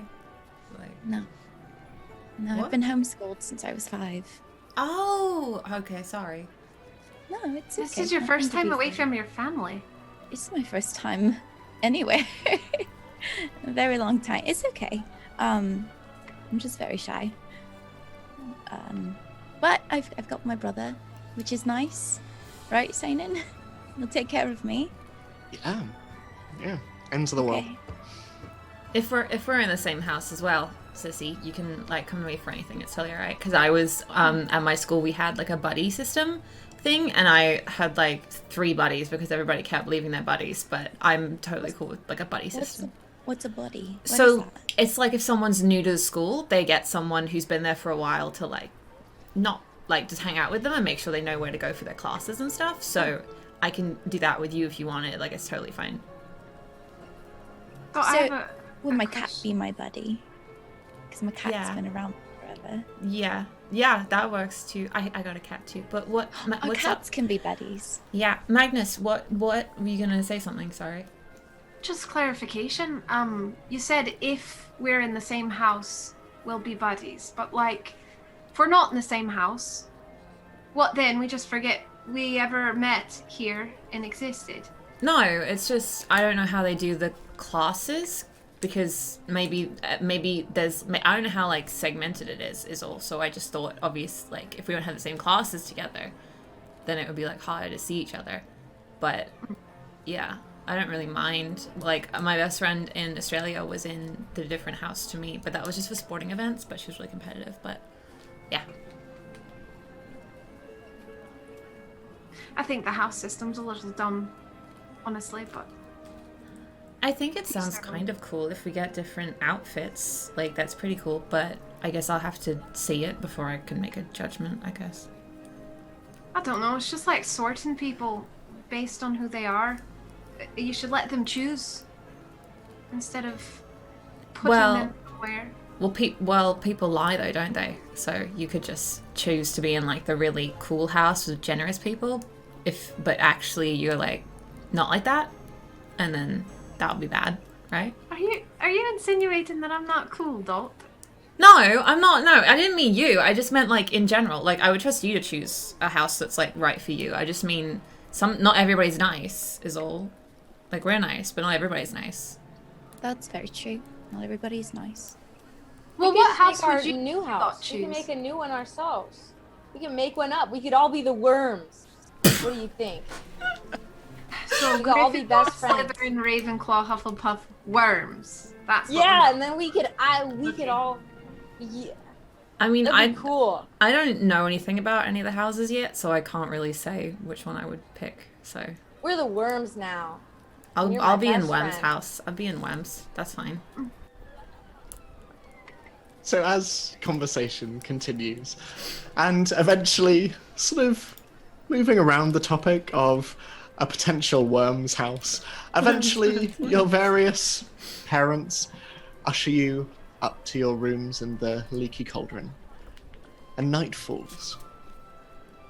And you all drift off, having met these individuals that you may well know once you get to Hogwarts.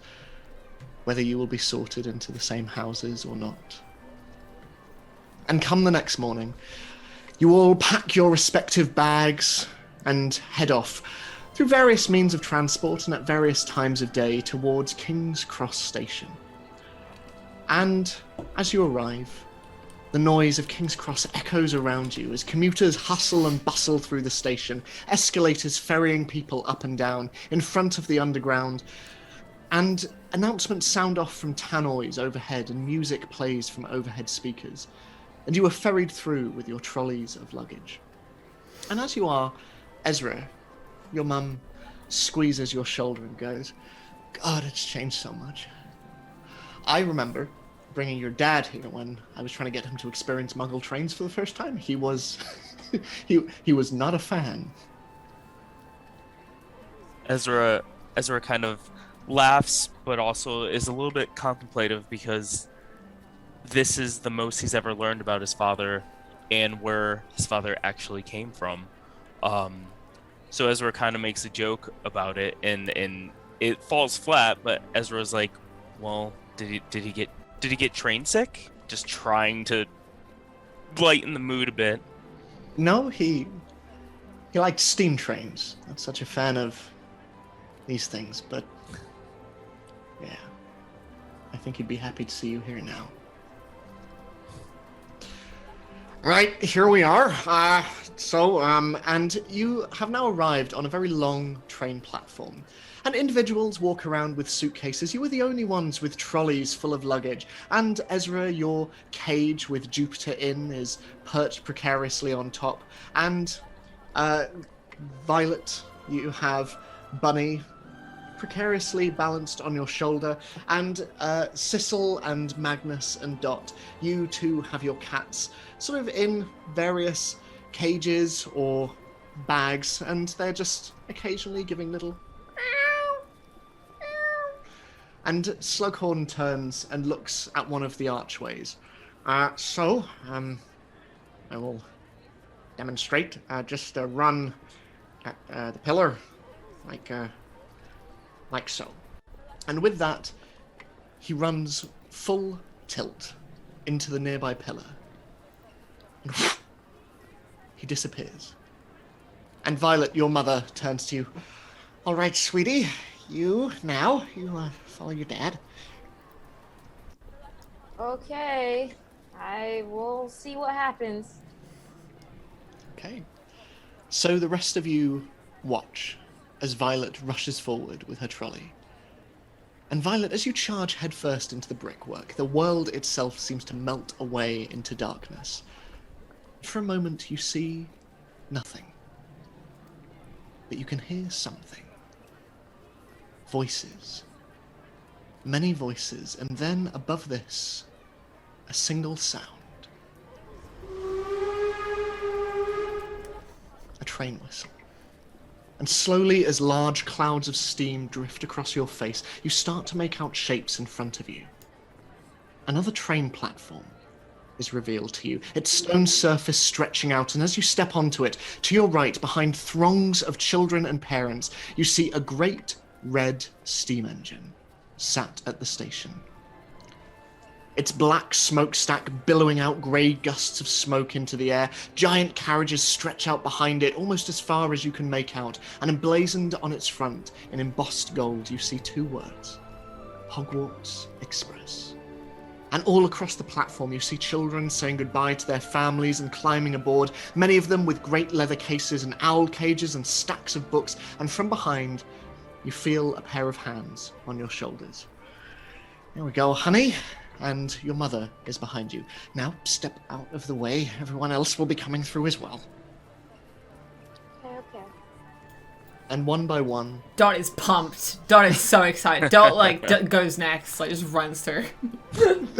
Violet, almost as soon as you've stepped out of the way, as this trolley just rams past you, only just missing you, and Alistair steps out of the way with a, oh my gosh, okay, Dot, hello? Dot put her feet, on the trolley as well as she, went through. Lois runs behind you going, oh, Dot, please do be careful, Dot. And the rest of you come in one by one, until eventually you are all stood on the platform of the Hogwarts Express. The train in front of you as it once again gives a mighty bellow. And you see people are climbing aboard and people are saying goodbye. And your parents begin to turn to each of you. And Ezra, your mother says, Ezra, can I have a word over here? Yeah. So, I have something for you. When you were trying out wands, I wasn't just getting books. Do you know what your dad's nickname for me used to be? No, I don't. He used to call me his lily. It's what Shoshana means, and it's stuck. And every day, it was infuriating. He used to conjure up lilies and leave them in different rooms in the house so I'd find them. And it got kind of annoying, but when he was gone, I missed them. And so every week, before you would wake, I would go to the market and I would buy some, and so we would have some in the vase to keep us company over breakfast. And anyway, long story short, and out of her bag, she pulls out a small book. Its cover is warped leather, but you see that pressed into its front cover, there's a petrified lily. And she hands it over, to remind you of home.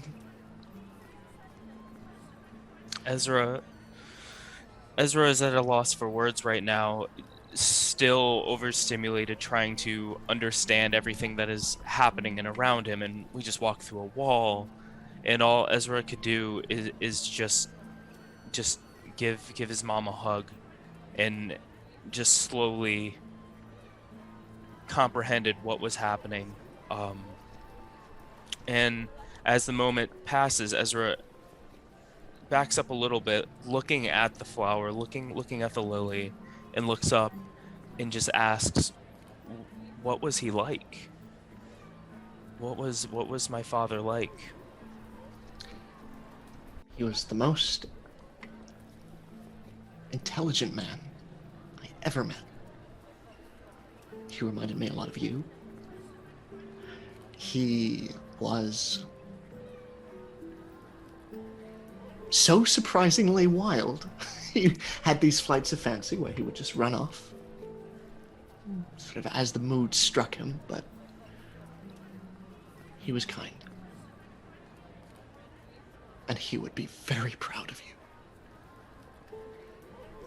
Ezra tried his best to keep it together, but that just got him, and he's looking at the closed book, and tears are just coming down.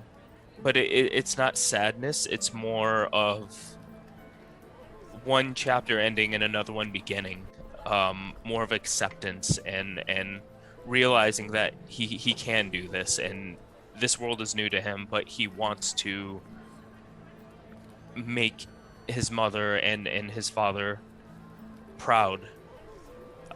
So he shakes it off a bit, gives mom another hug, and looks over and sees Dot in the distance, kind of hopping up and down, just kind of waiting to get in. And just gives one final hug before joining the rest of the group. All right, go before I change my mind and take you home. Bye, Mom. Thank you so much. Bye-bye. And Magnus, as you stand with your family, you see that your dad is currently looking over Ian and goes, right, Ian, be sure to tell us how the Quidditch team are doing and how things are going with that Maisie girl. Dad, come on. And your mum rushes in, and you have great things ahead of you this year. I know it.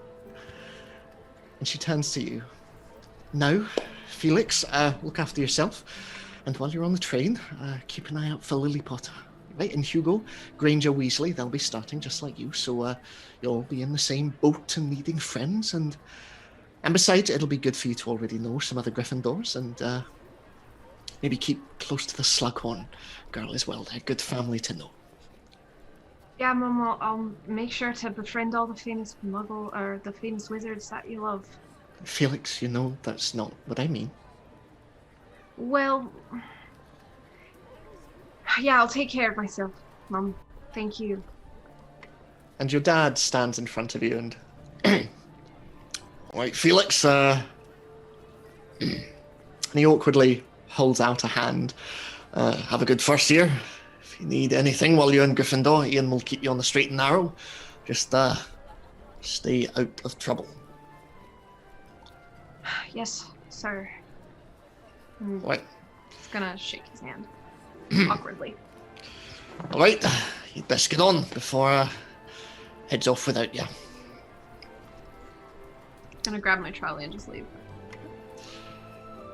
Violet, your parents, tactile as ever, stand in front of you. And now, remember, you're a Slughorn, and with that comes a great deal of responsibility. The other first years will be looking to you for an example, and as will the other teachers. So, pay attention in class, complete your assignments, and be on your best behavior, all right?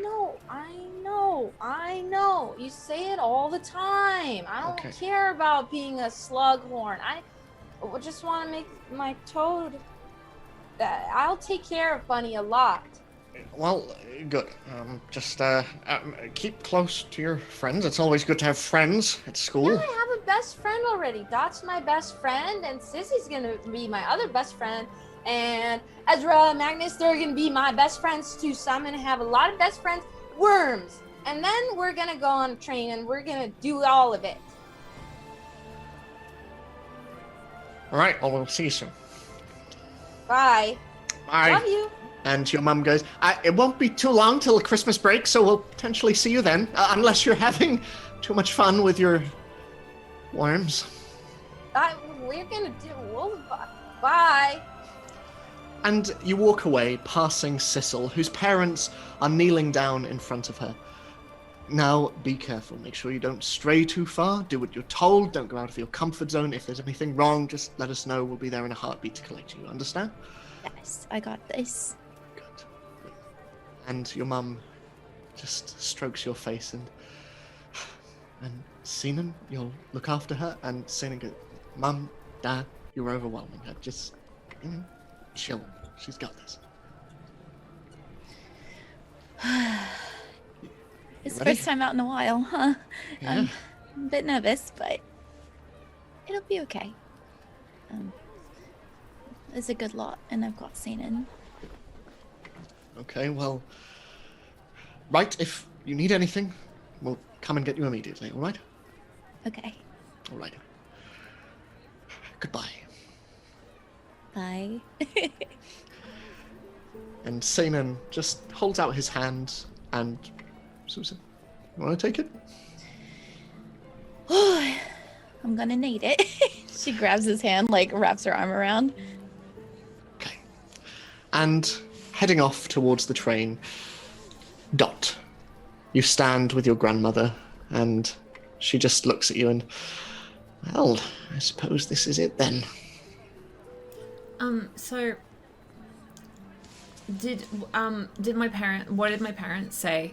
Did you tell them? I don't know if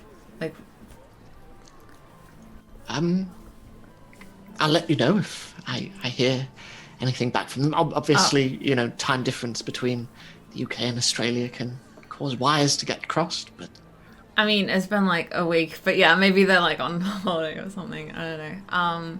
But yeah, tell me if they say anything, and tell them about my cat. I still haven't got a name for my cat, but I will name my cat, and when I do, I'll text you, and then I'll tell you I'm looking after her and everything, so it's totally okay. And I have her in her little carrier, and I called her up in her carrier, and I'm like, okay, kitty, so you're gonna say goodbye, grandma, now, okay? So here. And Lois leans down and just strokes it, and I'm going to miss having you around the house, Dot. I know, I'm sorry, but I'll be back. The breaks here are weird. It's July to September or something, but I'll be back for that. So. Well, only if you'd like to. No, yeah, I would love to. I mean, I know I've only been living with you for like a little bit, but I like it a lot and it's nice and I miss you, so. Look, come here before I refuse to let you go. And she just hugs you. And then, right, make sure you write. I know that's awfully old-fashioned of me, but anyway, go and get your train. Go and get your train. It's probably going to leave soon. Okay. That's good. And with that, you rush towards the train, following the other four, as you all step on board the Hogwarts Express.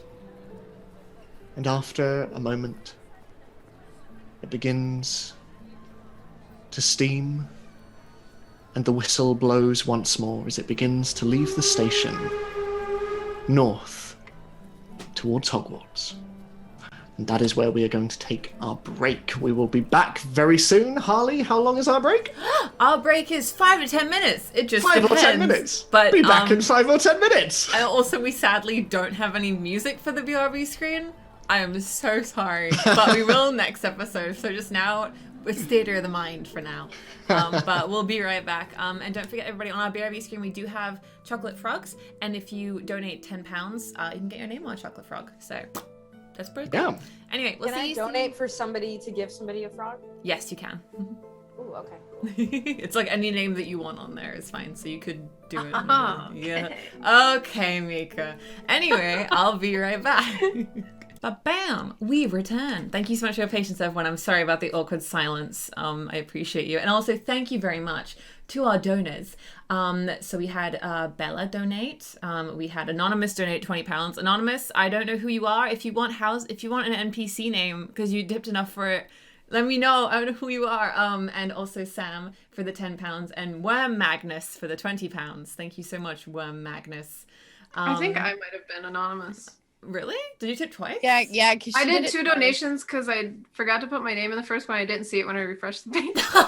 Oh, I just swindled you. All right. Sorry about that one, I guess. No, it's Oops. okay. It's for charity. Oopsie. There you go. It's for charity. Also, whoever donated enough to want to put the NPC name Granny Fungus in, crossing over the Harry Potter world and the Dungeon Manager world, I see you, and I see the voice you want, and I will probably do it. And also everybody, yeah, thanks so much for the support so far. We do also have a Patreon for Stories Told in general because I do all the graphics for everything and it takes time to organize stuff and buy campaigns and resources and stuff. So if you want to support that and help us pay our cast members for non-charity events, that is where you can find us. We're also, I think, 2 patrons away from running Honey Heist, which would be GM'd by Vanna, Havana Rama. If we reach that, that'd be cool. But yes, thank you all so much for the support so far. You're wonderful. And also, we're going to be doing a thing before we sort everybody, where we do a poll of what houses they're going to be in. So look forward to that. Audience interaction. And Can I drop an NPC name in for my donation? Yeah, of course you can. Okay, cool. Just like put it in the Zoom chat and then Ed will do it. Cool. All right, so yeah, take it away, Ed. Okay, so as we move on to Chapter 2, Ghostly Portents.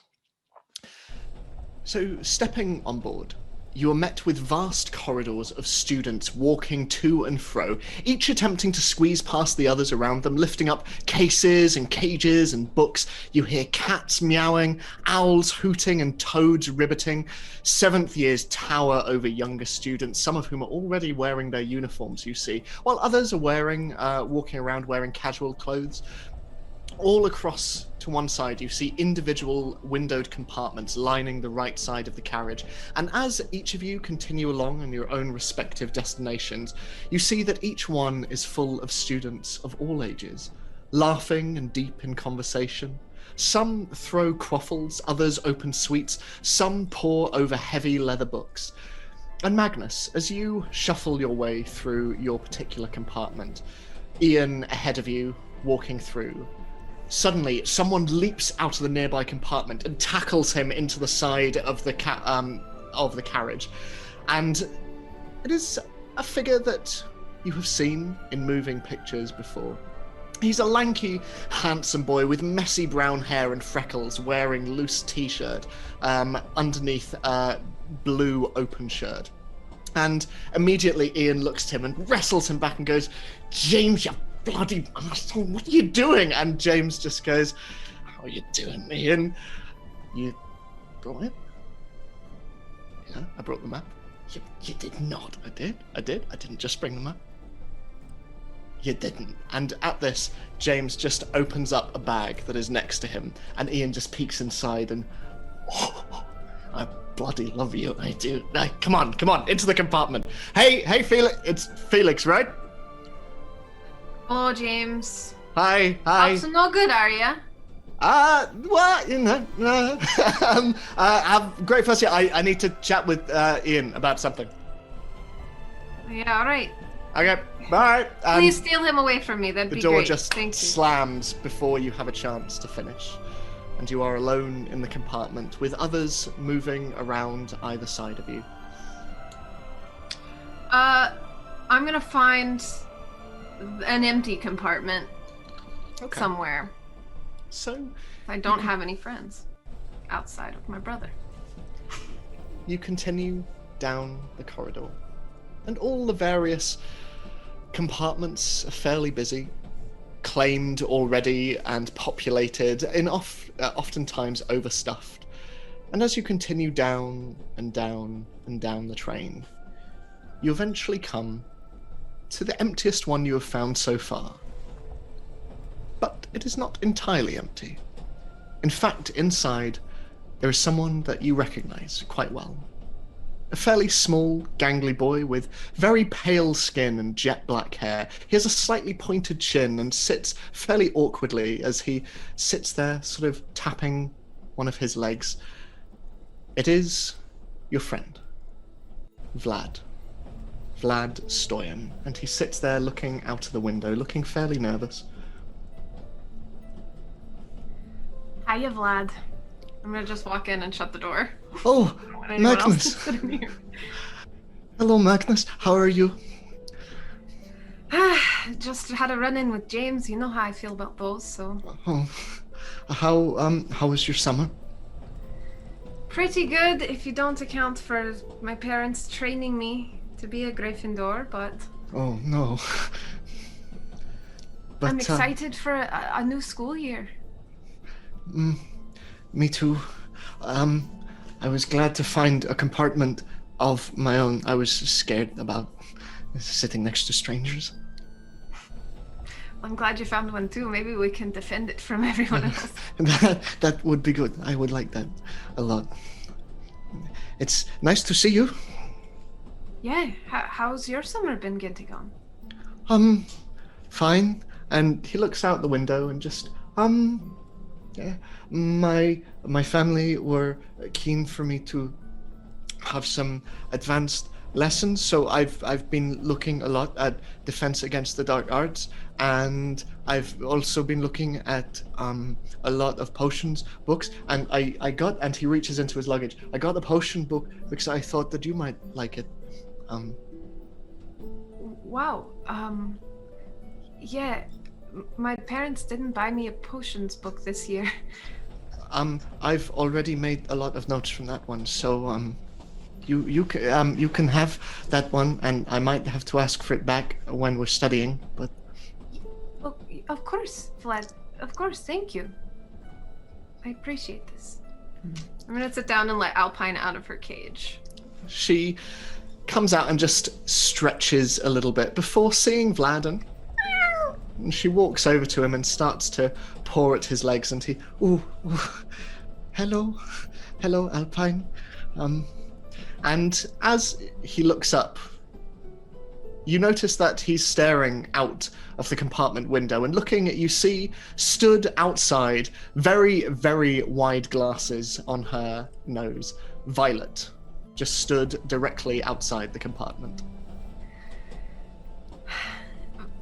Hello, V. Hi.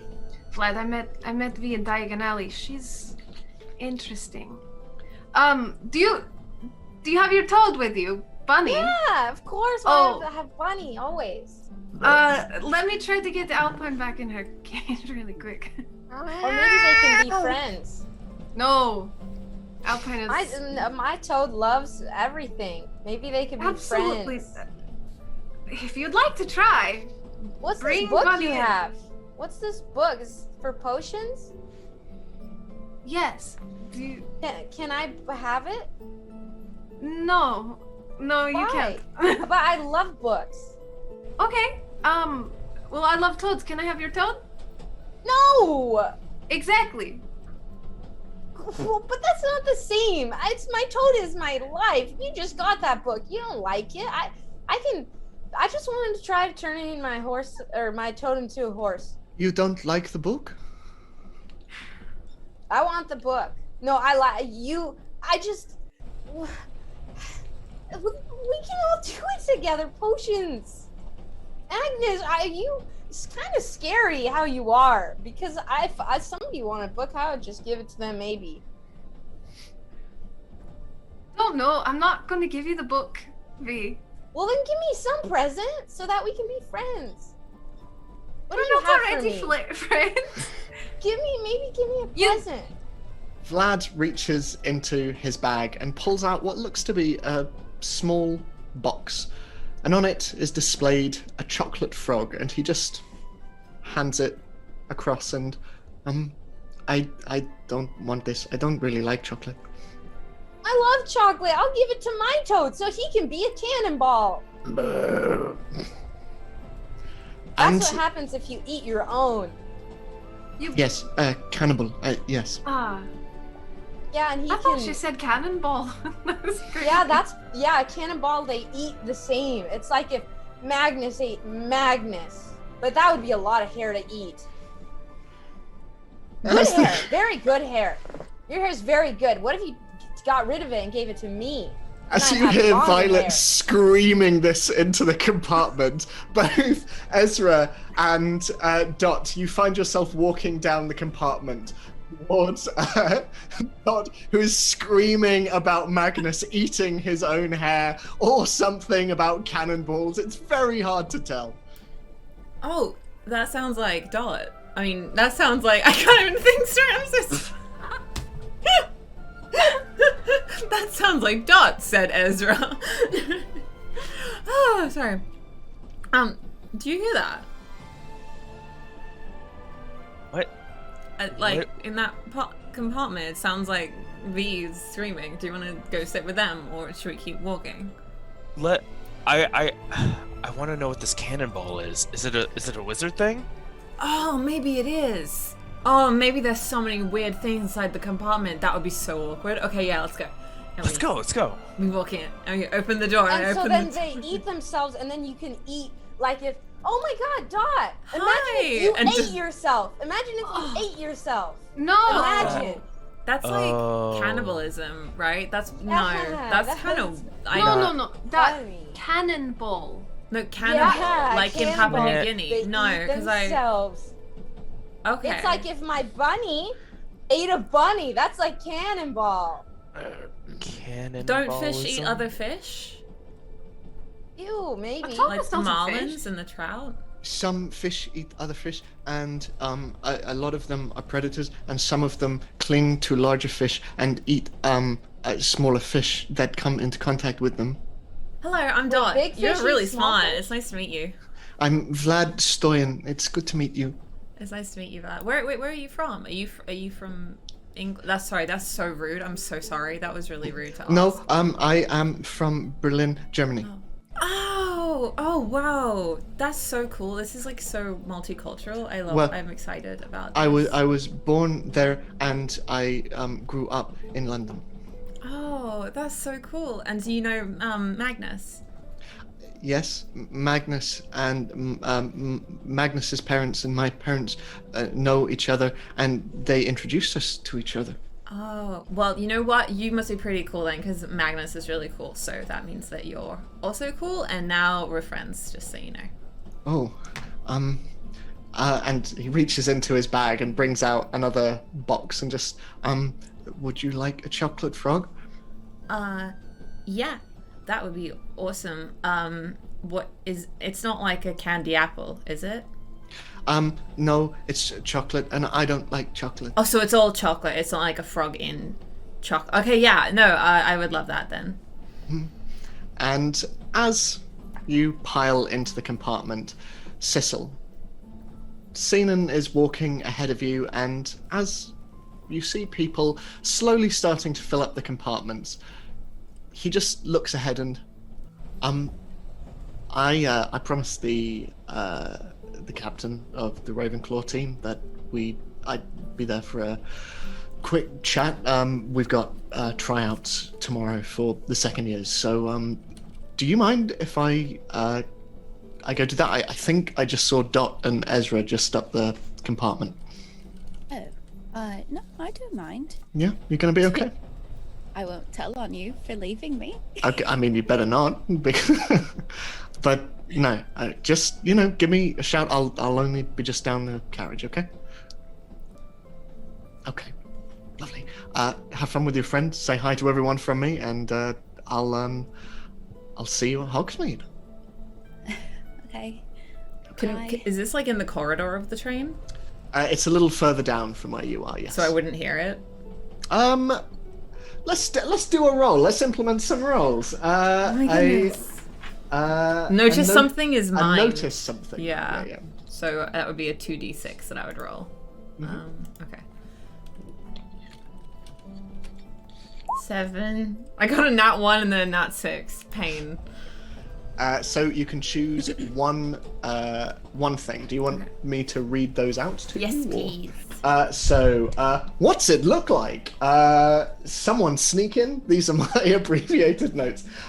Is it dangerous? How do we get out? So I'd say, what's it look like? That falls in the remit of... Okay. I'd say you can probably hear this. Yay. Okay, I'm gonna lean out of the carriage then and be like, Sissy, hey, it's Dot. Hi, She waves awkwardly. Do you want to come over here? I think there's space probably. We're small, but I look up at Cena and I'm just like, I'll go with them. Okay. Well, have fun. Hi, Dot, and I'll see you all on the other side. But have a good journey. Bye. Okay. Hi, thanks for the frog. They won't. I hear that because I don't really see V, but I'm just like, oh, the frog girl. So judgmental. Dot's gonna sit. Oh man, I want Dot to be sitting, and I want her to put her feet up, but I want her to do that at the very end of the carriage, so she isn't in the way of anybody. She's next to the window or something, but she sits and she just puts her feet up on the opposite. You see Vlad just kind of shuffle over a bit, seeing your intent, and just kind of gestures to sitting opposite you, the seat next to him, and allows you to these are quite wide compartments, so you have to kind of slide down in order to get your feet across, but eventually you are almost planking across the width of the compartment. I'm comf. In the chocolate frogs, there are collectible cards, and I don't have I don't like chocolate, but I have 50 of them already in my Is it like Yu-Gi-Oh? Or Pokemon? Yeah, or Pokemon. Can you sell them for money? He shrugs, and I don't know about those, but some of them are collectibles and go for quite a lot. Oh.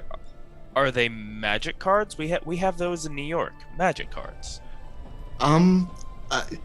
In a way, and he kind of looks towards you, Magnus, with a sort of bit of a shrug. Well, yeah, they're magic. They move. They move? Wait, yeah. And yes, Dot's opening up her Bubbles one, don't and she shows one that she got.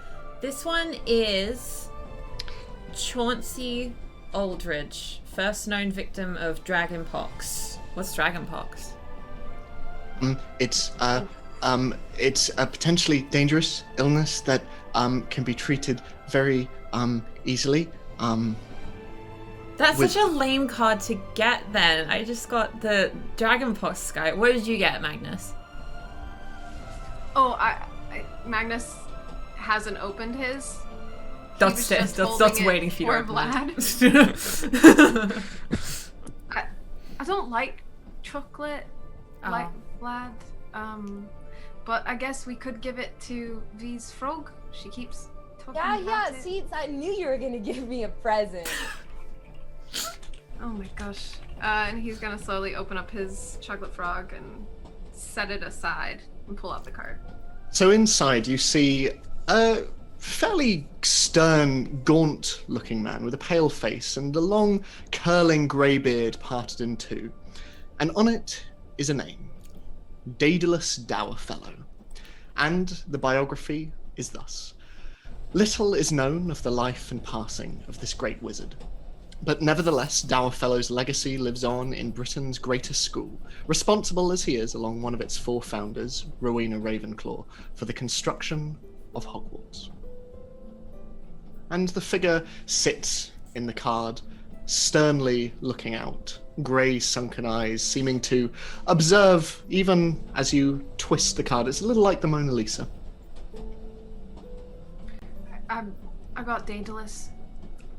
It's better than Dragonpox Sky if you'd like it. Oh, no, I don't, like, I'm not, like, a collector person, because I get, like, really into it, and then I can't actually afford to, like, get the other stuff and the cooler things, so I just try not to, like, start it, you know? But, Vlad, you can have my card if you want it. I already have that one, but, thank you. Okay,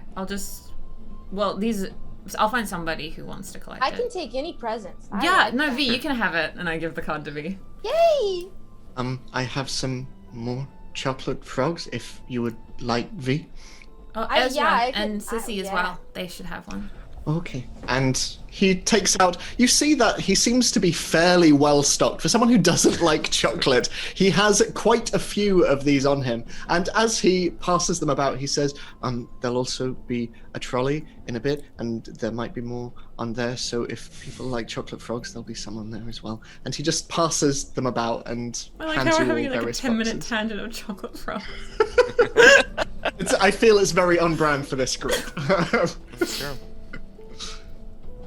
But yeah, he passes them across. And true to his word, a couple of minutes into the journey, the compartment slides open, and standing in the corridor, you see a slightly hunchback elderly woman with a dimpled face standing next to a metal trolley on which you see piled a cornucopia of colours and sweets and treats piled almost as tall as the woman pushing it.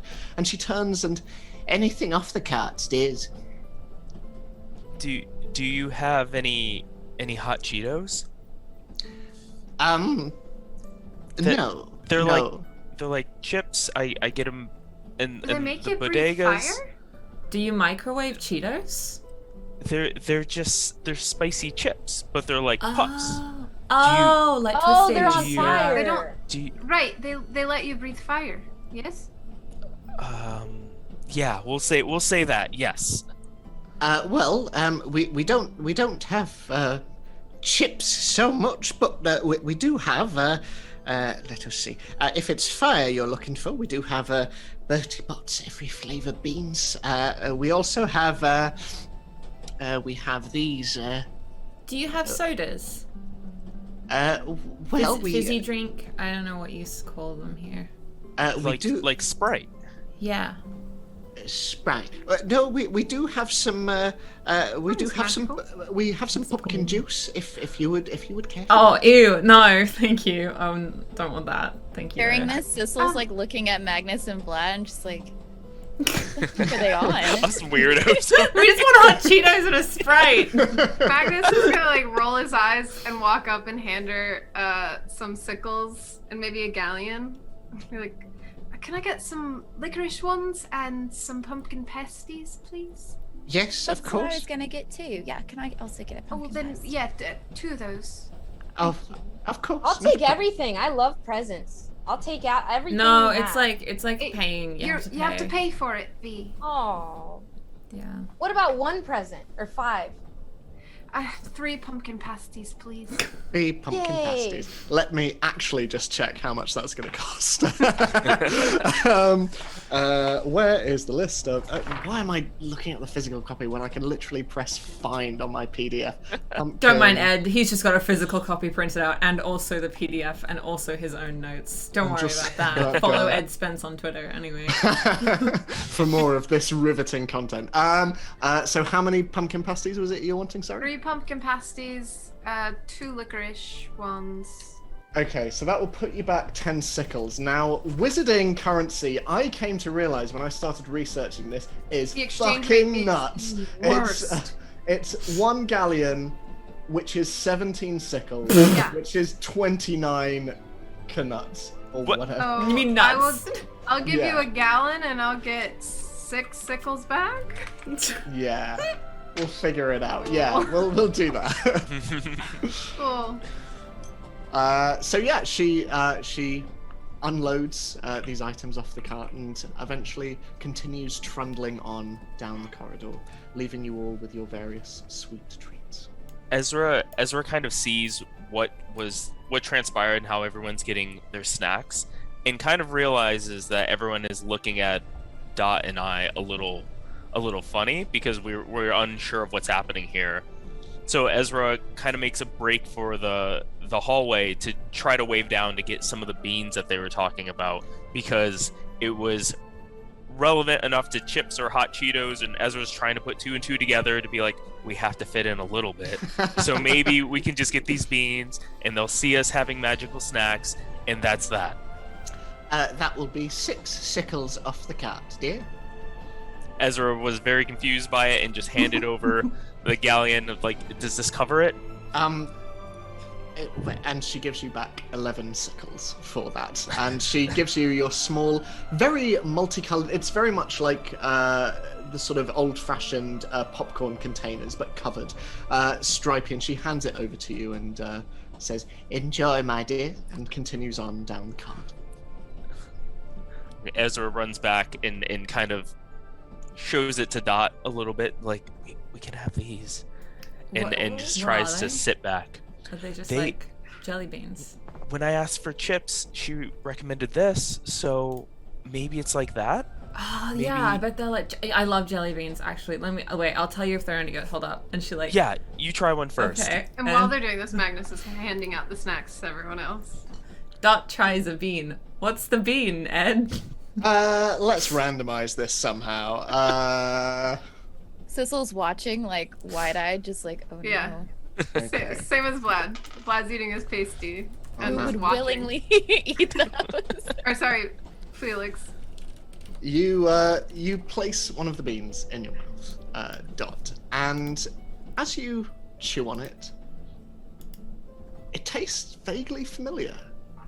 And you continue chewing. It's not particularly pleasant, but it just appears to be cauliflower.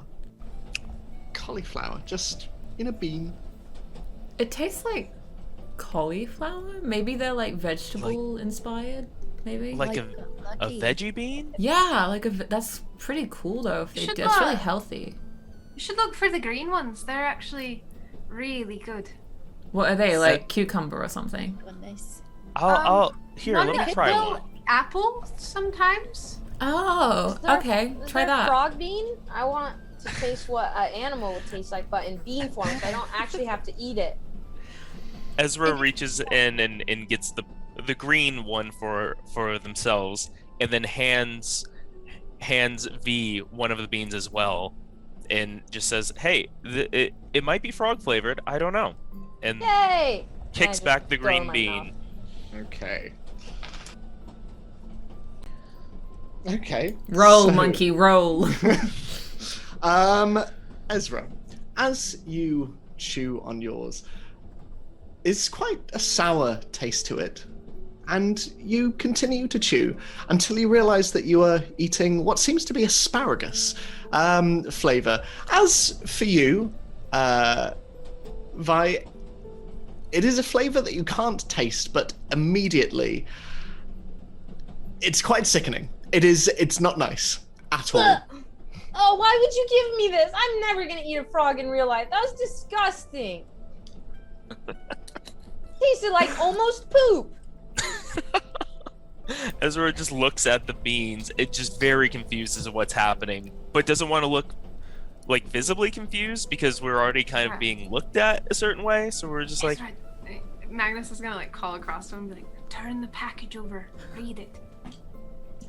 Ezra starts reading it and is just baffled after playing scene. It's like this is not chips. This is not chips at all. So, as the train journey continues on, and as you continue indulging in these various very strange sweets, we now come to a part in the game where we need to ascribe points to our friendships. So, That sounds healthy. each and every player, for 2 players, can you ascribe a +1 and a -1 between your characters. So, again... Is it reciprocal? So if I say -1 to, like, Ezra, can Ezra have a +1 to me? Yes. Okay, I'm not doing that, by the way, Ezra. I promise. Don't worry. Like what? I know Ezra gets a +1. It's fine. So, let's... Wait, where do I because... do this? Is there like a I'm doing it on my character sheet with a pencil. It's by negative traits on the character sheet. Yes. I'm also going to be making a note of it on my fancy table. Get out of here, Ed. Get out of here. Let's go backwards. So, Vi, who out of the group gets your +1 and who gets a -1? It seems like such a horrible social experiment. I know. Magnus gets a +1, Okay. and Ezra gets a -1 because I don't really know Ezra yet. Okay. Because I gave you the poop bean. Yeah, because you gave me the poop bean. Magnus Sissel, gave me a frog. +1 and a -1. Magnus gets my +1, and V gets my -1. Oh, Harsh. Magnus is just there, like. I'll grow on you. Magnus. Just because our brothers know each other, I feel a connection. Sissel's gonna get my +1 because she's the other magical person. Alliances. V! No. V is a magical person. But V's gonna get my -1 because V's so weird. Oh! And I gave Magnus my +1. So sorry, who's getting your -1? Sorry. V is getting Magnus Magnus's is like, minus. this child. This girl came in and was like, give me a gift. I'll be your friend. Ezra, +1 and -1.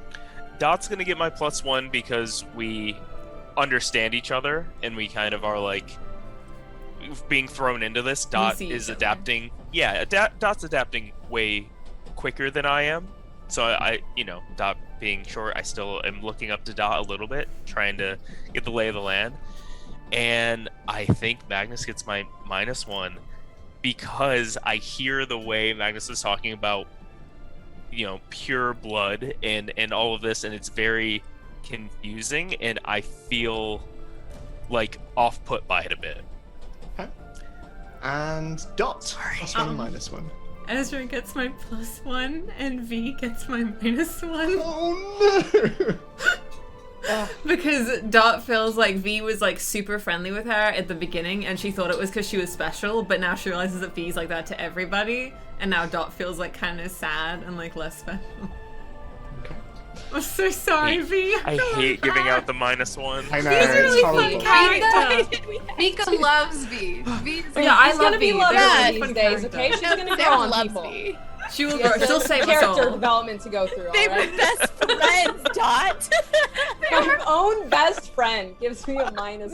Oh no! So, you are travelling for several hours as the flat lands of the south of England begin to give way to the hills of the north, and the sun overhead begins to set. And just as you think the train cannot possibly travel further, the vehicle starts to slow, and you hear the sound of brakes being applied. The station you pull into is small and rural, a simple stretch of raised stone cobbling, and just beyond it you see a small village of simple wooden and stone buildings. It is as though you have stepped into the past. But, for expediency's sake, as you all step off the train and onto the platform, surrounded by hundreds of kids around you, you see a sign off to one side. Hogsmeade Station. And you see that individuals all around you are gathering their belongings, and you see a number of the elder students are moving off very decisively in a very different direction. But as you stand there, you hear a voice over the sound of excited students and the sound of the train itself. All right, first years, this way, follow the sound of my voice. Come along now, come along. And over the heads of the students around you, you see a large swinging lantern. And connected to this, an almost impossibly large man, as wide as he is tall. He wears a heavy brown coat, and his face is almost hidden in a black mane that makes up his hair and beard, and he strides forward through the sea of students. Hello, everyone. My name is Hagrid, Rubius. Hagrid, lovely to see so many of you. Some of you been expecting. And he nods around at a few individuals in the crowd. Second years upwards, you know where you're going. As for the rest of you, don't worry about your luggage. Just follow me. And he begins to walk off down the platform in the opposite direction to all of you. Where do we put our cats and stuff? Is there a place to put our cats, or do we carry them? Looking around, you see that there are a number of elves on the platform. All of them are wearing very oversized bits of clothing, much like Multi in the Leaky Cauldron. And they're all walking around in big oversized boots and jumpers where the sleeves are trailing behind their arms as they walk around flapping, and large hats that obscure their faces. But they walk around and, don't worry, I have this. And they walk over to you, and seeing that a number of you have pets, they go, don't worry, take very good care of it, we will. Oh, how do you know who to give it to, though? Don't worry. You know.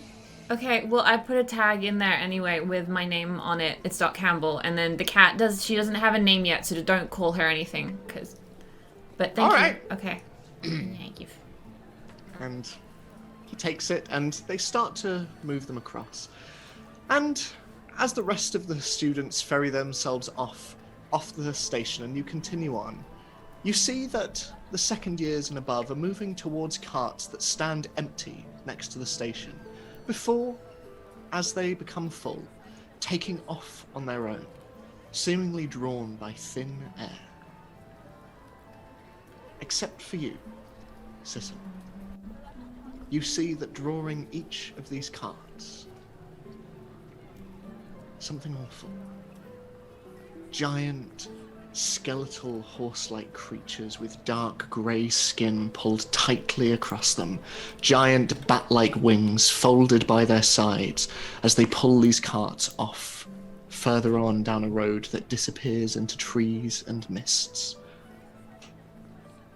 And your friends continue moving around you as the other first years continue following this large, giant-like man, Hagrid, as he moves forward down the station.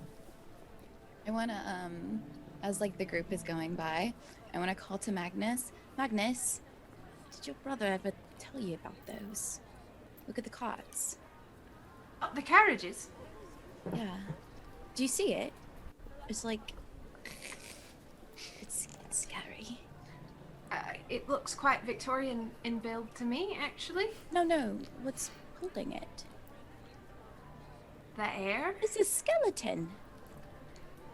Oh, Magnus is gonna go up and, like, swipe at the air.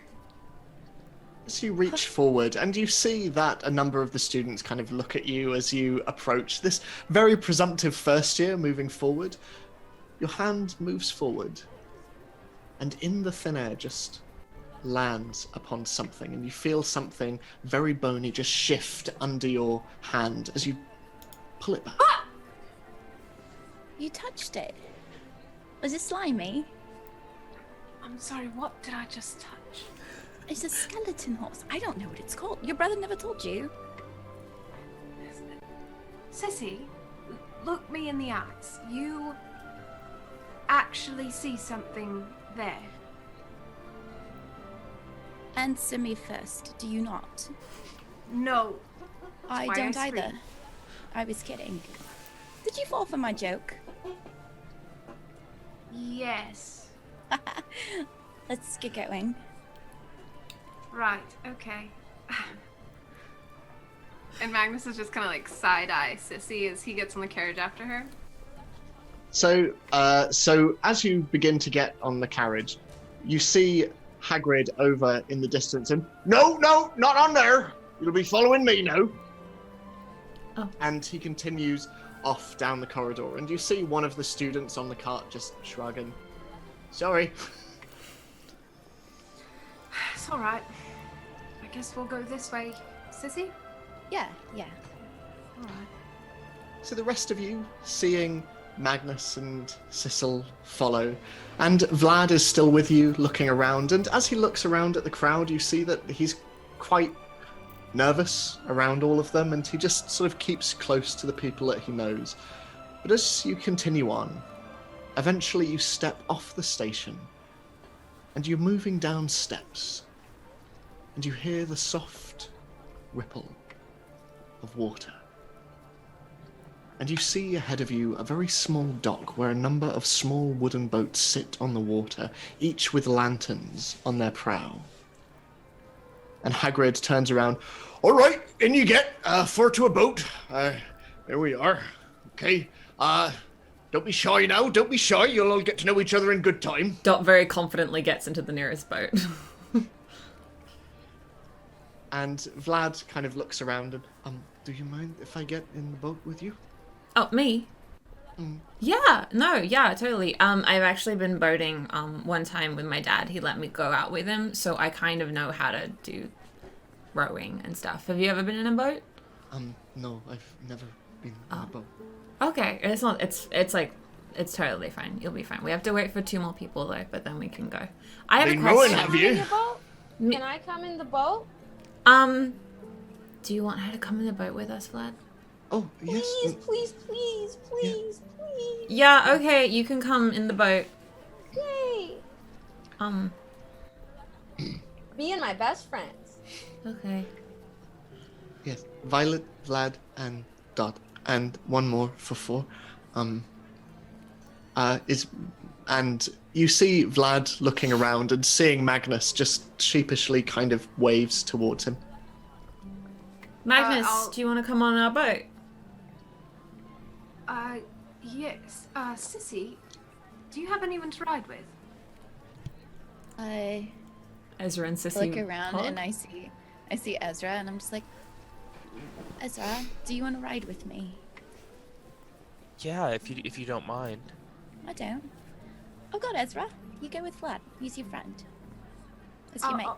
Yeah. Well, we'll see you guys at the castle, and I'll go and sit in the boat with Vlad, Dot, and Bee. Magnus, I have a question. So, you saw my cat, right? In the carriage, the like little white one. Okay. Yeah. Munchkin. No, so that's the thing. I haven't got a name for her yet. So I wanted to ask you because you have a cat. Which one do you think would suit her better, Bim Bam or Gumby? My last name's Campbell, if that helps. So Bim Bam Campbell or Gumby Campbell. Bim Bam Campbell, Gumby Campbell. Yeah. Are these the only 2 names you're sold on? Well, You can combine them and get Bimbo. or Bimbi, Bimby. or Wait, Bimby. Gumbam. Bimby's kind of cute. Wait, what do you think of Bimby, Magnus? Wait, Bim Bam, Gumby, or Bimby? Bimby. No, I want Magnus to help because Magnus already has a cat, so Magnus gets it. Good at names. He's gonna look over at Vlad. Like, Vlad, number 1 to 3, just pick one. I like likes 2. Bimby. I like 2 because it's even. 2. So, whatever the second one was. Oh, Bimby. Okay, yeah, we'll go with Bimby because Oh, chat really wow, likes that's what I Bimby, so I'm said. going with Bimby. Bimby. Yeah, Bimby Campbell. Bimby Campbell. That's cute. I love my cat so much. Hopefully our cats can be friends because I don't really know how to raise a cat. So I'm kind of nervous and I don't know how to get it things. So if you could help me with that, I would really appreciate it. Yeah, my brother said that the house elves can get you things for your cat sometimes, but I don't know if that's a lie. Okay. Well, we'll find out. As you say this, and as the others, you also get into your boat. Hagrid looks around with his torch and goes, "All right then, there we go. Off we go! And he steps into one of the nearby boats, and you see the students inside look very scared as it seems to descend almost into the water itself, just by bulk alone. And suddenly, all is one, in a perfect arrow formation. The boats slowly take off. And the water ahead of you is almost a perfect mirror of the sky above, a rippling reflection of pitch black, punctuated here and there by white dots of light, and a bright crescent moon, all of which shudders beneath you as the boats coast across the water, and above you, atop a large rocky mound, coming into view, you see it. Hogwarts School of Witchcraft and Wizardry, a giant castle of towers and turrets with spired roofing and bright orange lights twinkling from within innumerable windows lining its walls. Its shadow looms large over the water beneath it. Bridges stretch beneath its various levels, and the land around are awash with blue light from the sky above. It is beautiful. And as you continue onwards, with many of the students gasping and pointing, you slowly approach a rock face, with a large curtain of ivy hanging over the edge, and it parts, revealing a small boathouse beneath. And the boats, again moving of their own accord, just line up next to the dock. And Hagrid jumps out, and, ushering you along, you all follow up a series of various stone steps, the sound of owls and nightbirds filling the air as you ascend upwards. And as you come to the top of the stairs, all of you are led across a large open courtyard. And Dot, you notice off in the corner of one of these that there is a small shed, outside of which you see branded on the front 2 brooms that are crossed over. And you continue along this small open courtyard until you come to a large set of wooden doors. And Hagrid knocks 3 times. And slowly, the doors to Hogwarts open. And you are met with a cavernous entrance hall.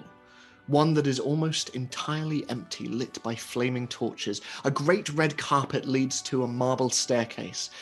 And in one corner of the room, there is a large statue of a one-eyed witch leering down from above. But on the other side of the room, there is a figure that you recognize. A large golden statue. It is the architect of Hogwarts, Daedalus Dowerfellow. He stands on a great stone plinth, and towering above you in his robes, in one hand he holds a mighty rolled-up scroll, while in the other he holds aloft the school of Hogwarts itself. And all around his feet you see 4 animals, a lion, a serpent, a raven, and a badger. And as you come into the cavernous entrance hall, it is quiet. And you hear noises from a large set of double doors to your right. The muffled sound of hundreds of voices. And suddenly, after a moment, the door creaks open, and an individual walks out. He's a fairly small individual in black robes, with a shock of white hair and a bristling white moustache. He looks a little like a small raven, and as he comes out, he looks at all of you and, oh my, welcome. Thank you, Hagrid. You can go in now. And Hagrid turns around and, good luck, everyone. I'll see you on the grounds later on. And he steps out and heads on in. And once again, the sound of voices from inside echoes around the entrance hall before closing once more. And the individual turns to you all. Hello, everyone. My name is Professor Flitwick, Deputy Head of the school and Head of Ravenclaw. Now, we are almost ready for you, just a few preparations to be made, but before you take your seats, you will be taking part in the sorting ceremony in front of the rest of the school. Don't be nervous. And to determine which of the 4 school houses you will be placed in.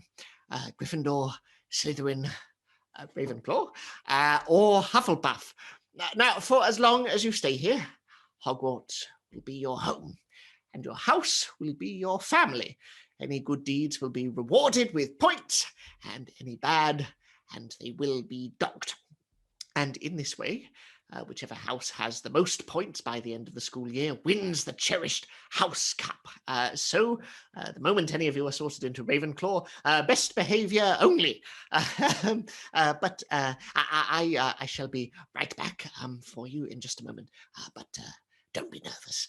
Just stay put for the time being. And once again, he ducks into the nearby door, and the sound of voices can be heard again before the door shuts, leaving your large group of students all looking around, all very young 11-year-olds around this large entrance hall. You see that there are paintings and portraits on the walls.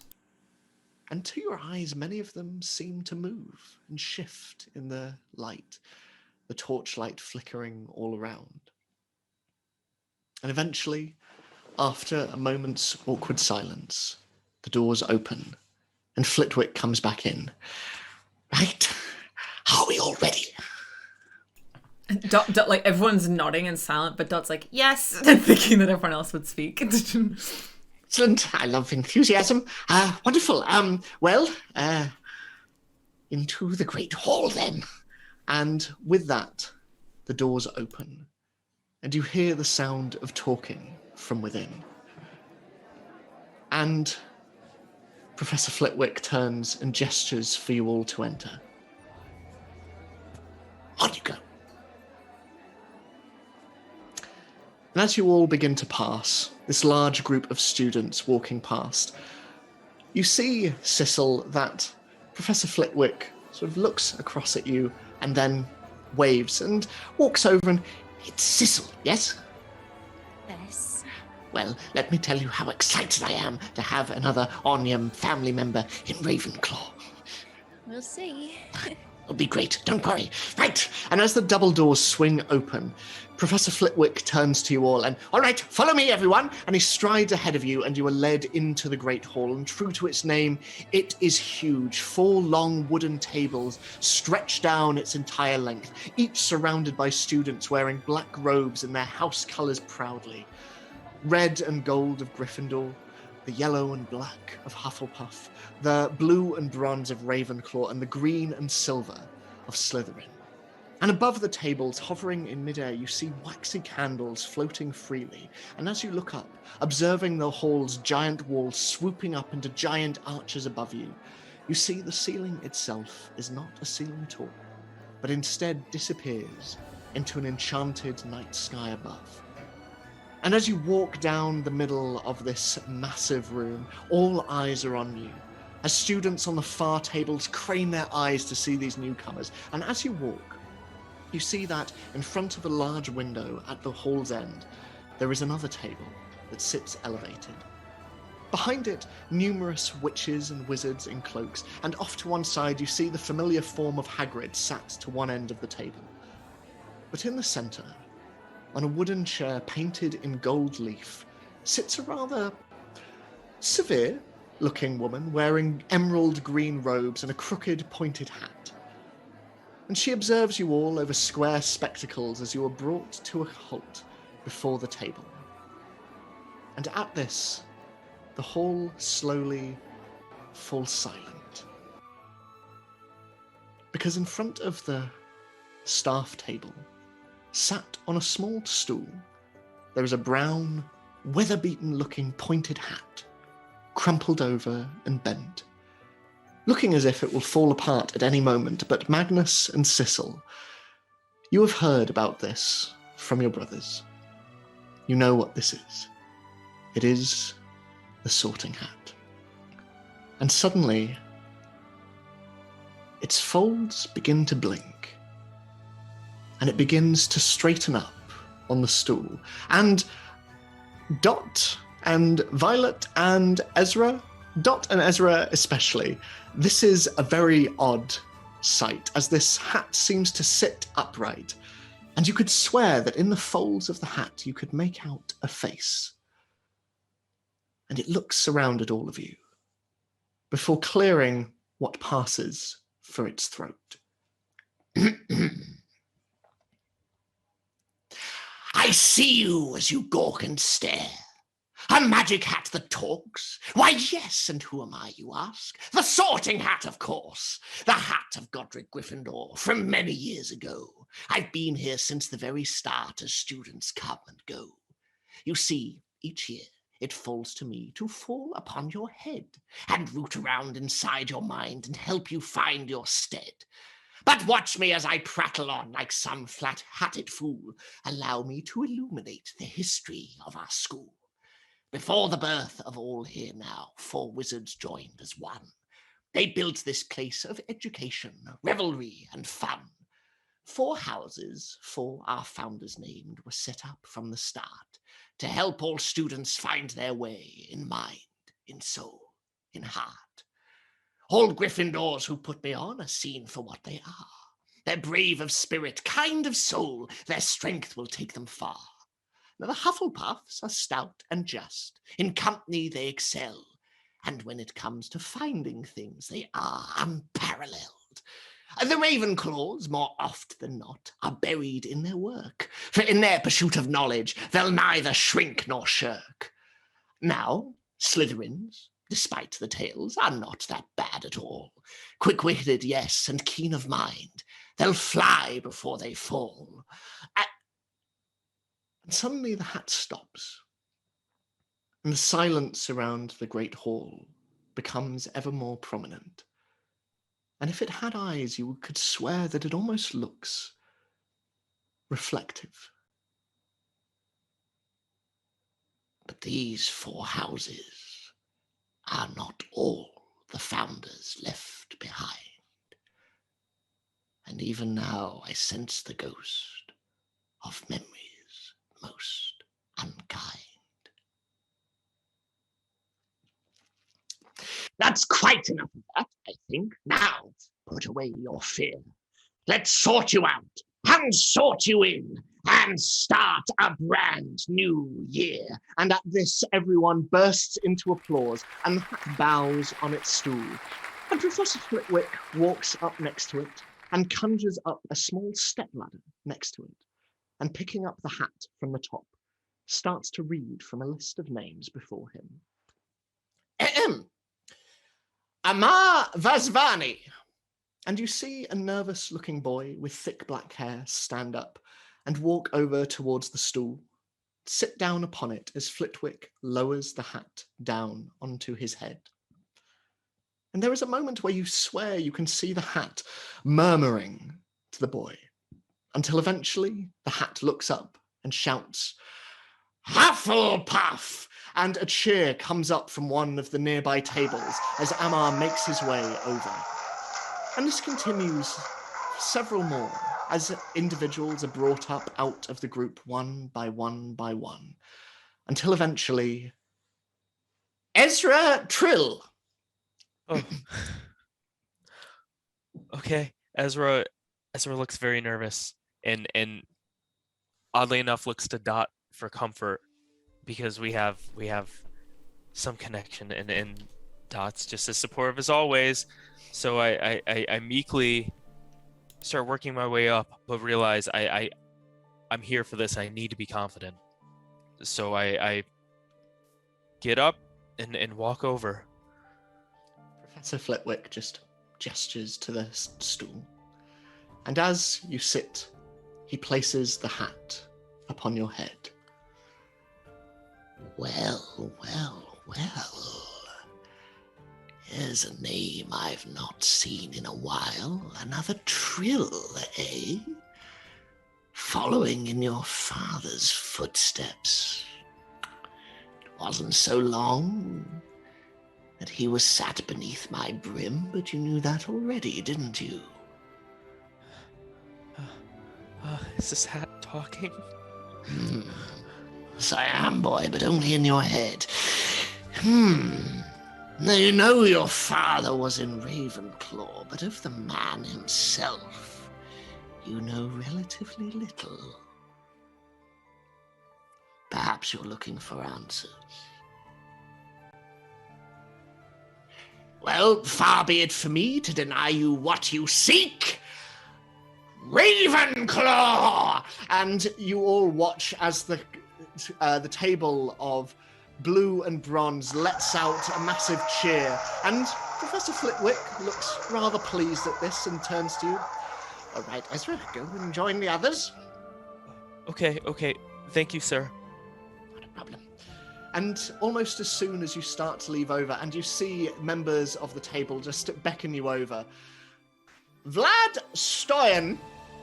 And Vlad looks around at all of you and, okay. And he stands up and sits nervously on the stool. And the hat is placed upon him. And he looks quite scared at the voices that are no doubt happening as he sits there before the hat looks up. Slytherin! And there is another cheer as the crowd welcome Vlad as he awkwardly looks over.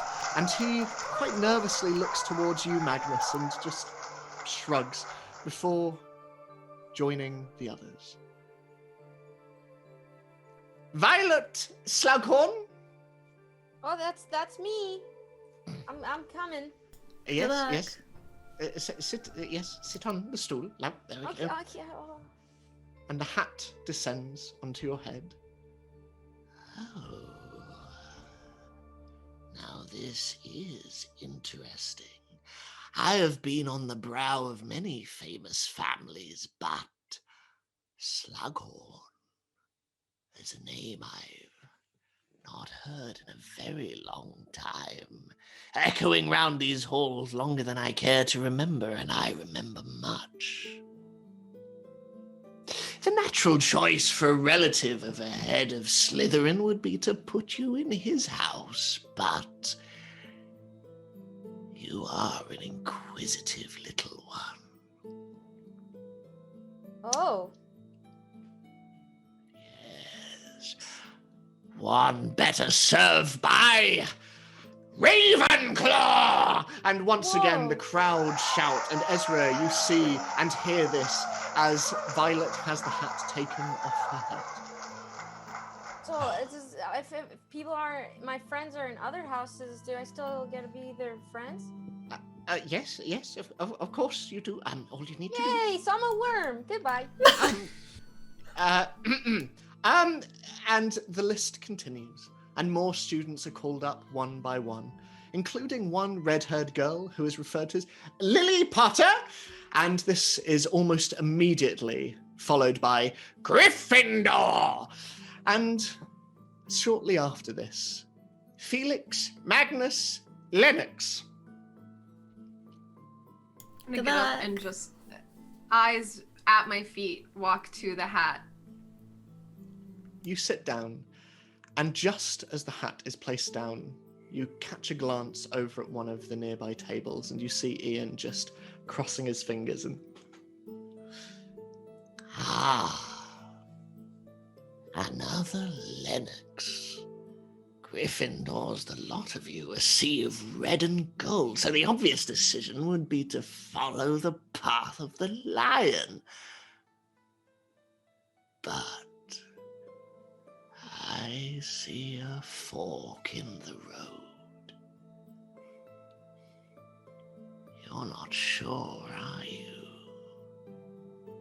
I'm not sure. No. You don't know where you belong. You don't quite fit, do you? Shunning the name your parents gave you? Magnus? I'm not one for family dramas. I'm just a hat after all, but I feel you are being pulled in another direction. Slytherin! And the green and silver table burst into applause. And as you look up, you see Ian crestfallen at his table as he looks across at you. Go along, over to your table, Magnus.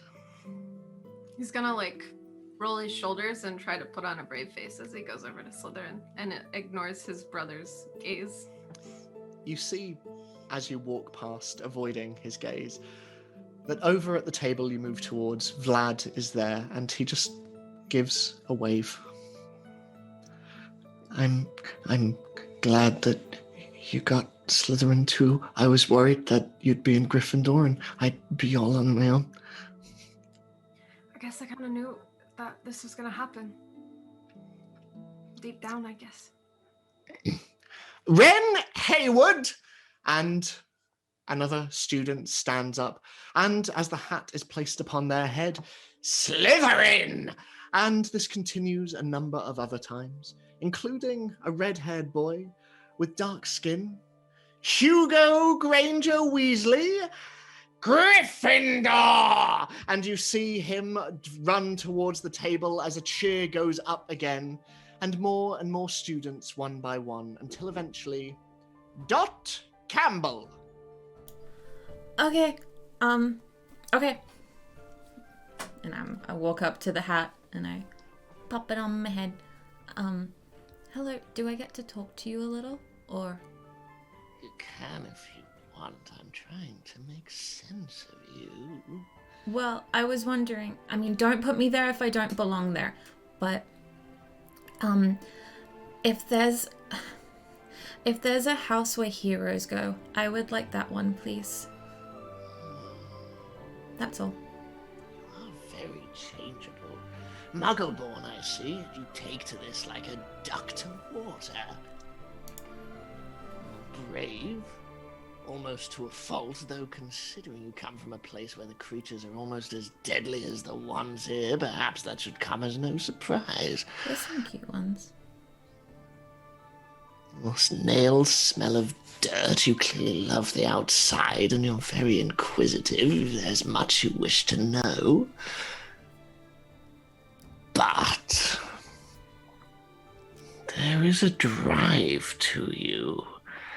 And if I had legs, I wouldn't stand in your way for all the world. And the answer seems obvious now. Slytherin! And a cheer goes up from the table all around you, Ezra. Sorry, not Ezra, Magnus, and as Vlad sits there, clapping. And Flitwick looks to you. Well, off you go. Oh, okay. Thank you. And the two of you watch Vlad and Magnus as Dot moves off in your direction towards your table.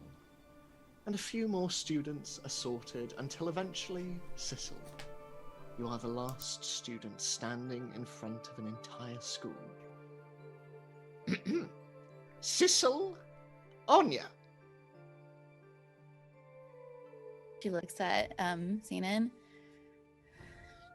and she starts making her way to the little chair. He just nods at you and gives you a thumbs up and just mouths, "Good luck." And as you sit down, the hat is placed upon you, and you hear Flitwick whisper, "Good luck." And the hat descends upon you. Another Hogwarts family. My, there are a lot this year. Anya's. Ravenclaws begetting Ravenclaws begetting Wait.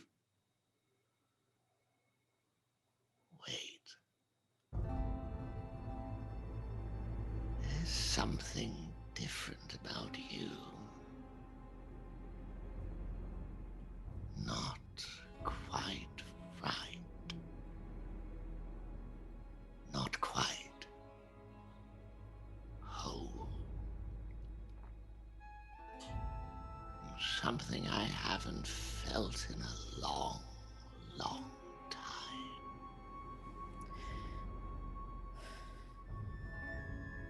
And suddenly, you feel the hat start to become heavier on your brow, and your eyes start to fall and close, and you hear the voice of the hat echoing around in your mind. Long.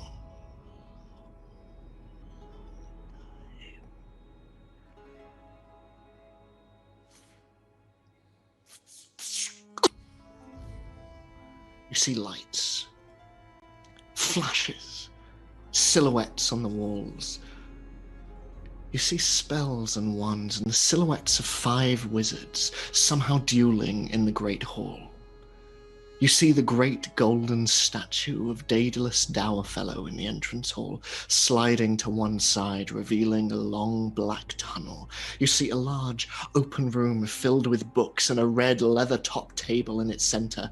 And finally, you see a blank stone wall, out of which slowly forms a large wooden and iron door.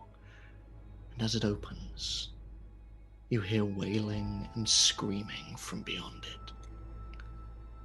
The hat begins to twitch on your head, and the rest of you watch from your seats, confused, as Flitwick, on top of his stepladder, seems to bring his hands back, not entirely sure what's happening, as the hat moves from side to side, twisting this way and that way, before falling off Sissel's head and onto the floor, and goes still. And the entire great hall goes quiet. And you watch as the stern-looking woman on the gold chair stands and looks. Professor Flitwick leans into you, Sissel. Are you all right? I think so. You look around and you see that all the eyes in the hall are on you.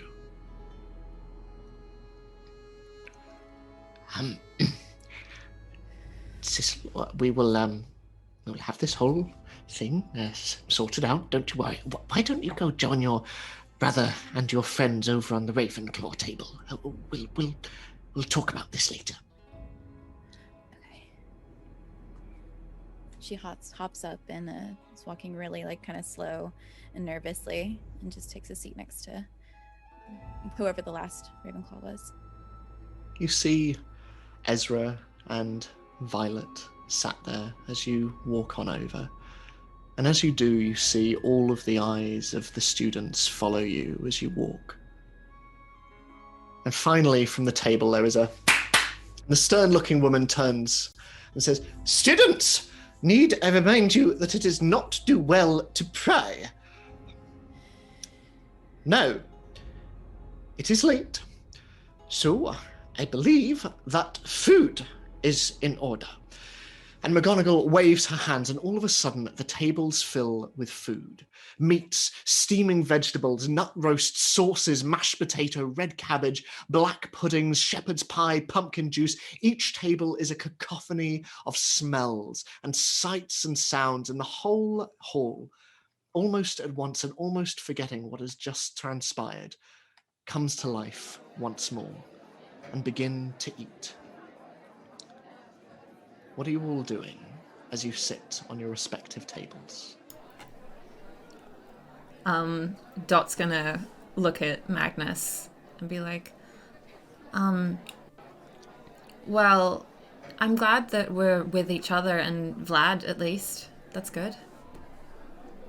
Yeah, I'm sure I'll get a howler from my parents soon. Is it? Well, I mean, it's like, if you had gotten into Ravenclaw or Hufflepuff, would they also be mad as well?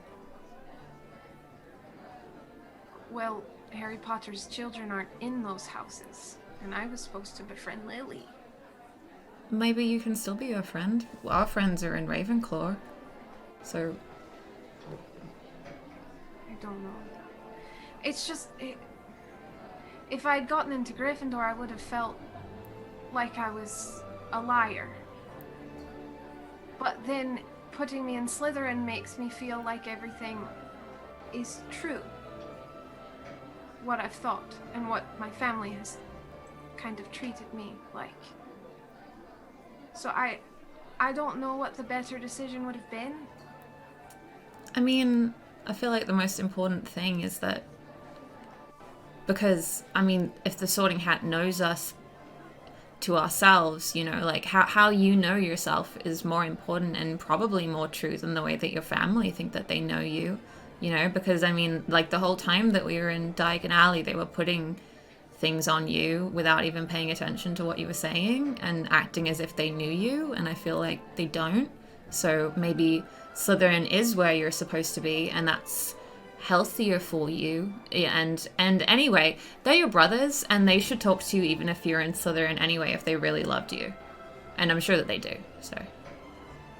We'll see what Mr. Golden Quidditch Star does. You know? Maybe, hey, wait, do you like sports? Because I love sports, and if I'm on the team, oh, okay, well, if I'm on the team, that means that Slytherin will win against Gryffindor, and then that would suck for them. Dot, Yeah? you have to join the Quidditch team. Okay. And you have to kick my brother's butt. Okay, I will. You have to be there in the stands, though, with me, because I get nervous if no one I know is watching. I'll be there. Vlad will be there too. I'll be Yeah. there. Hi, Vlad. I'll see if I can get Sissy and Ezra and V. Yeah. It'll be so cool. And then I'll win, and then I'll bring the cup back to Slytherin, and it'll be so cool. Okay. The rest of you, as you sit on the Ravenclaw table, and by this stage you've noticed other figures joining, strange ghostly figures that seem to float down the tables. Over on the Hufflepuff table you see what looks to be a friar-like figure, a rather rotund disposition, flying round and laughing with all of the students. Over on the Gryffindor table you see an individual in a large cape and a ruff who occasionally bows his head quite literally as it almost detaches from his neck and brings it back. Over your table, you see a tall, rather beautiful woman with waist-length hair and a floor-length cloak floating down, nodding rather sagely at all of you. And over on the Slytherin table, you see, dressed in fine clothes, a royal-looking gentleman, covered in silver bloodstains and long chains hanging down as he floats along the table's length. But Sissel, as you sit there, and Ezra and Violet, you notice this too, you can see that over on the staff table, Professor Flitwick is in deep conversation with the woman in the golden chair, glancing every so often across at the Ravenclaw table.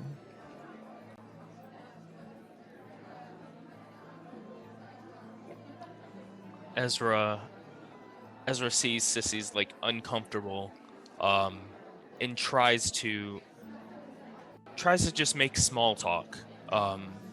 So Ezra leans over and asks Sissy, "How are you? How are you doing?" I'm great. The black pudding's really nice, actually. Hits the spot after the boat ride. Or with everything that just happened up there, do you want to talk about it, or? What happened? Oh, nothing. The pudding is really nice. I'm glad that we have friends here, and look, V and Bunny's hanging out here. Hi, V. Yeah, I'm glad that we can all be at the table together. I've been so hungry. What's your favorite food? Bread. Because it's on everything. Sandwich, or bread could be a cake, or it could be a pasta. I like so much bread, and I'm so glad you get to sit here with us. Me too. I lean into Ezra and I'm like, are we sure she's Ravenclaw? Be nice, please. Just it's okay. It's okay. I'm very confused. So, V, I'm so sorry for handing you that very gross bean. I had no idea. I'll be honest. I am out of my depth here, and I should have read the package. It was disgusting, but it was funny, and funny beats a good bean. It was pretty funny. Do you know what flavor it was? Almost poop. Almost. How do you know what poop tastes like? Well, that's a long story, but we'll be friends very close soon, and then I will tell you sometime. I look forward to it. Excited. Yeah, we're going to be doing so many spells. As the meal continues, you occasionally see Sissel, Sinan, just looking over at you and just, are you okay? Just gives a thumbs up to get him to stop looking. He doesn't look convinced, but he turns back. And as the meal continues, and you all find yourselves thoroughly full, there is a sound of crystal being struck. And you see that somehow, even over the sound of an entire school, the headmistress's glass can be heard as she taps it with her spoon. And the entire great hall falls silent. And she stands, and after a tight-lipped smile, she addresses you all. Hello, students, and welcome to another year at Hogwarts. Now, before you disappear to your house common rooms, I have a few words about the coming term. First, however, I would like you to join me in showing your appreciation to our head of kitchen, Creature, and his entire team for tonight's excellent feast. And with that, everyone in the hall gives a round of applause, and she gestures to the door. And you see that standing there. There is a fairly diminutive-looking elf standing there. He has long, drooping features and a gangly frame, even though this can hardly be seen, for he is covered almost head to toe in oversized clothing. Large boots, what looks like a jacket with its sleeves rolled up, and a giant chef's hat. And you see around his neck a small golden necklace glinting in the candlelight. And he nods grumpily in McGonagall's direction with a Now, I am thrilled to introduce a new member of our faculty, Professor Zojimos Jung, who will be taking over the post of potions teacher. I have no doubt that you will make them feel very welcome in Hogwarts over the next year. And again, there is a round of applause, and a tall figure dressed in purple robes to McGonagall's left stands and bows their head in gratitude, their long white hair tied back in a thick braid through which you see that there are flowers intertwined. Now, some of you will know that Professor Sprout is away on sabbatical for the year in Brazil, pursuing her passion of dragon dung fertilizer. As such, all duties for head of Hufflepuff will be fulfilled by Transfiguration teacher Professor Dingleberry, while the role of head of herbology will be ably filled by our very own head of Gryffindor, Professor Longbottom. And there are a couple of whoops at this from the Gryffindor table as one of the teachers waves from his seat. And he wears gold and red colours of his house and gives a lopsided, fairly bucktooth smile, almost as though he's embarrassed. And next to you, Magnus and Dot, you hear one of the third years whisper, "Is it weird? I find him kind of hot."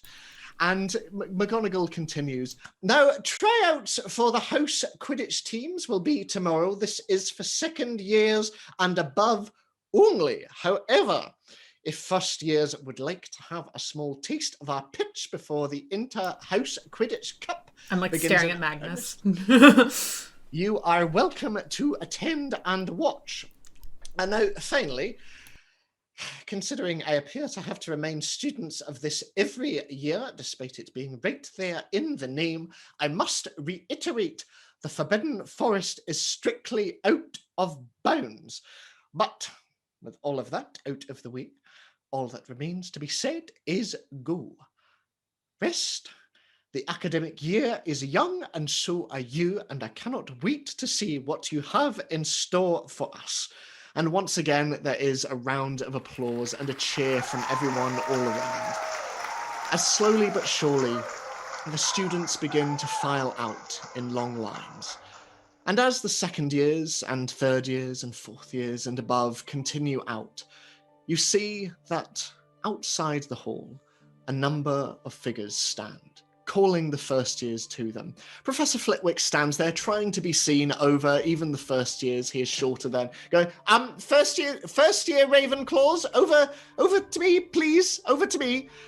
And you see others. You see Professor Longbottom in his red and gold attire going, "Oh, all right, everyone, over here, Gryffindors, over here, please. Thank you. And you see what you presume to be Professor Dingleberry, a fairly bent back individual going, "All right, come along, Hufflepuffs." And over in one corner, Magnus and Dot, you see another individual, a tall woman, her green robe so long that she seems to float rather than walk. And her head is entirely shaved, her dark scalp gleaming in the candlelight, and her calm eyes survey you all. "First year Slytherins, over here, please, everyone." And I will go over... anywhere she tells me to. And over by the Raven Claws, Flitwick gestures over to you, Ezra, Violet, and Sissel, and goes, all right, I will be showing you all to the Ravenclaw common room in the tower. Follow me, please.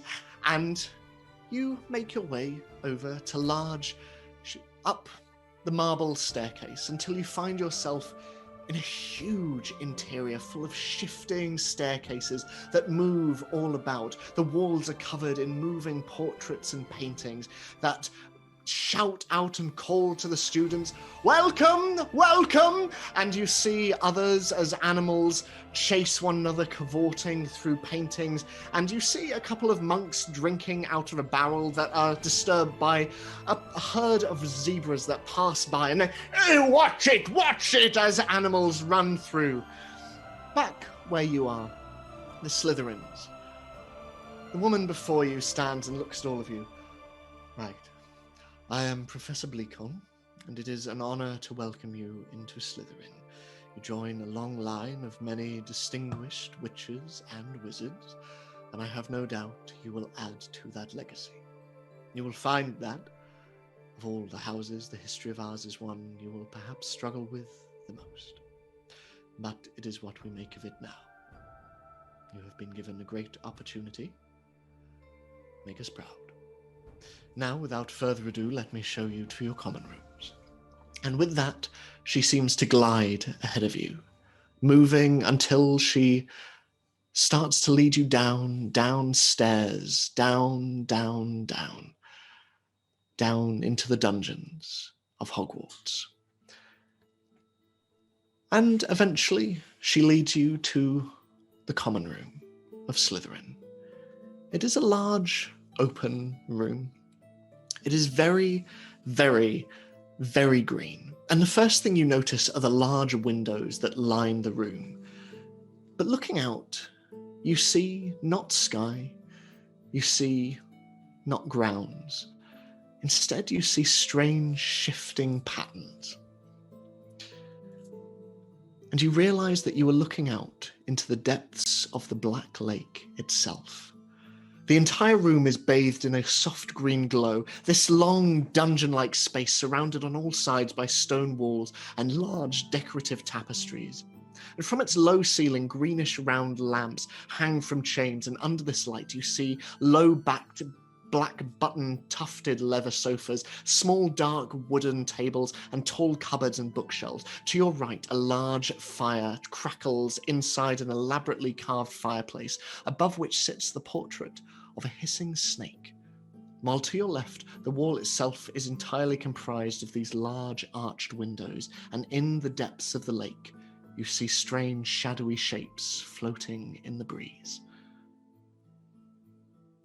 And Professor Bleakholm turns to you all. Feel free to make yourselves at home, and I have no doubt that I will see you in the coming weeks in defense against the dark arts. But for now, Slytherin is your home. Make good use of it. So long. And she heads off, leaving the three of you and your other fellow students alone in Slytherin common room. It's a little bit dingy, isn't it? I mean, we can just look out at the lake the whole time. I have a question, sorry. Is it above the lake that we can see, or is it literally under the lake? It's We're under. That's under cool. the lake. That's cool as heck. Yeah. All right. Word. Do Okay. you think we'll see any Grindylows tonight? What's a Grandular? Oh my god. There are so many creatures in the Black Lake, Dot. Really? Like, Yeah, are there I'm sharks? sure. Vlad, do you still have that book that we were reading last summer? I do. There are mermaids and Grindylows, Wait, hold on. Mermaids are real? I'll get the book. That's so cool. Mermaids are real. Oh my god. That's so cool. They're not nice, though. Oh. They're very... Oh. You do not want to square up with a mermaid. Oh, well, I mean, I can't breathe underwater, so I think that would be like an automatic loss. But... Wow. Wait, Meanwhile- this means our cats can be friends. You're right. Because they'll be in the same room. Just wanted to end off on an important note like that, just to remind me. Yeah. Our cats can be friends. Meanwhile, further up the castle, Sissel, Ezra, and Violet, you follow the other first years as Professor Flitwick moves up these shifting staircases and every so often turns back to make sure that everyone is on the same staircase as he just goes, all right, everyone, file on. All right, it's changing. We're going to another. All right, step.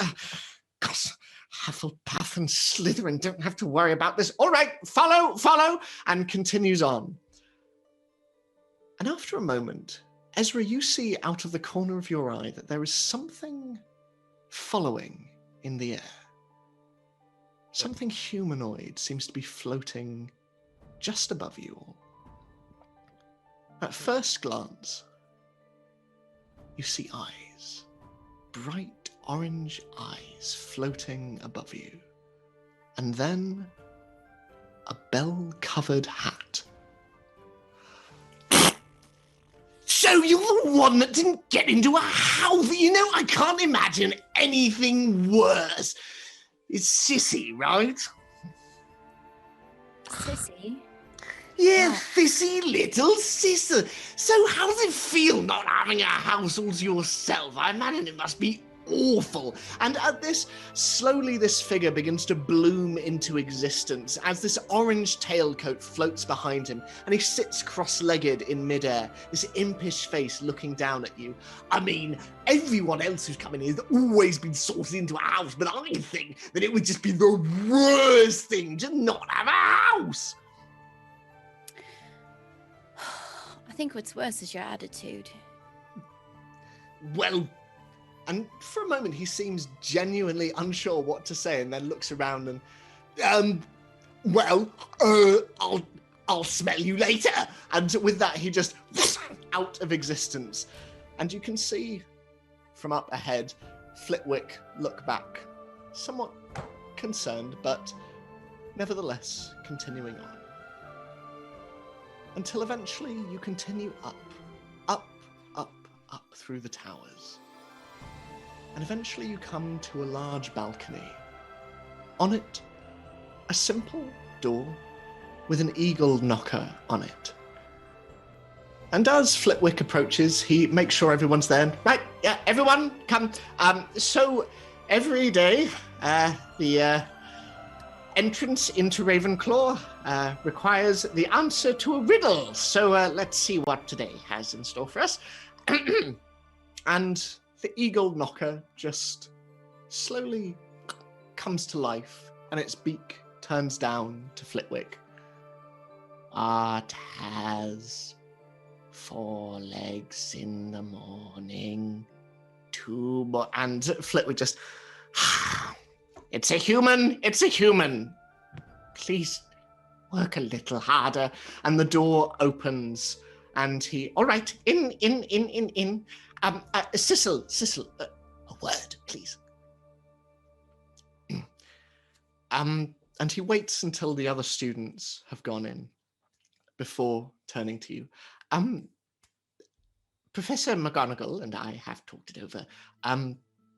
What happened tonight was... it has never happened before. So for now...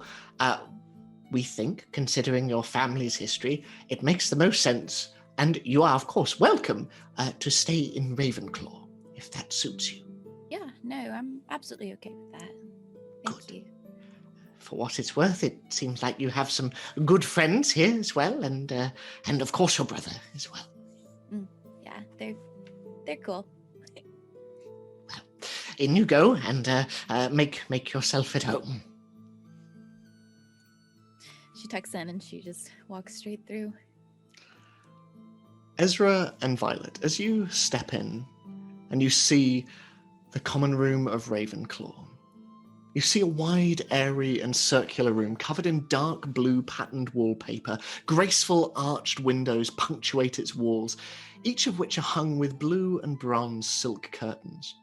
And across the floor is a giant midnight blue carpet covered in stars, which you see as you look up is reflected in the domed ceiling above you. And all around the space, beautiful wooden tables and comfortable blue chairs sit about, and hanging about the room are portraits of innumerable witches and wizards. And on the opposite side of the room, next to a door that leads into another set of stairs, stands a white marble statue of a tall woman with a stern face yet kind eyes. She looks remarkably similar to the ghost that you saw passing your table in the Great Hall. But the main thing of note about the common room is the sheer amount of books that litter the space, on shelves, on tables, stacked next to windows. It is almost enough for an entire library in of itself. But in the center of the room, you see the ghost of the Grey Lady, the same ghost that you saw down in the Great Hall. And she floats there still. And you see that a number of the students are stood around her. 3rd years, 2nd years, 5th years, all stood around her in a circle. And as you enter, and as Flitwick enters too and sees everyone standing, staring at her, you see that she is just hanging in the center of the room, still and silent. And you hear whispers like this since we got in here. I've never seen. And Flitwick steps forward. Helena? Helena? Is everything all right? And suddenly, she raises her head. Mother warned me that he would return. And now it cannot be stopped. And she turns towards the group of 1st years, looking at each of you. Your coming here has set things in motion. You do not know what you have brought. Beneath the forest, by the lake, in the Tower of Gryffindor, something stirs. The raven and the snake will come together. The Founder's Tower will open behind his golden robe. And the 5th house will rise again. And suddenly, as she spoke, she stops. And her head rises upwards, and she lets loose a horrifying wail echoing around the halls of Ravenclaw. And she is not alone, because down in the common room of Slytherin, you see the bloody Baron raise his head and begin to scream as well. And all around Hogwarts, echoing around the halls, all of the ghosts look to the skies and scream. And it ripples outwards, through the night air above Hogwarts, travelling further and further, across castle grounds, past the twisting bounds of the Whomping Willow, beyond the hoots and cries that come from the school's towering owlery, from the smoking stone chimney of Hagrid's hut. And somewhere deep in the Forbidden Forest, as animals all about hide from the awful sound, and as the centaurs of the woods look to the stars for answers, and as this dreadful wind and sound flies through the undergrowth, something stirs. Something that was dropped here almost a decade ago in the hope that it would remain lost, never to be found again. But even in the darkness of the forest, the symbol on its surface glows a dull white. A vertical line and a circle, enclosed by a triangle. The symbol of the Deathly Hallows. The Resurrection Stone has woken. And that is where we are going to end this week's very long session. Thank you all Cliffhanger. so much for joining. Wow. Cool. Cool. Very poggers. Like that. Not at all. Ed, what the heck? I'm stressed. What is the fifth house? We will find out over the next four. Worms! We will find out over the next 4 weeks. But Oh my yeah, goodness. I hope you enjoyed.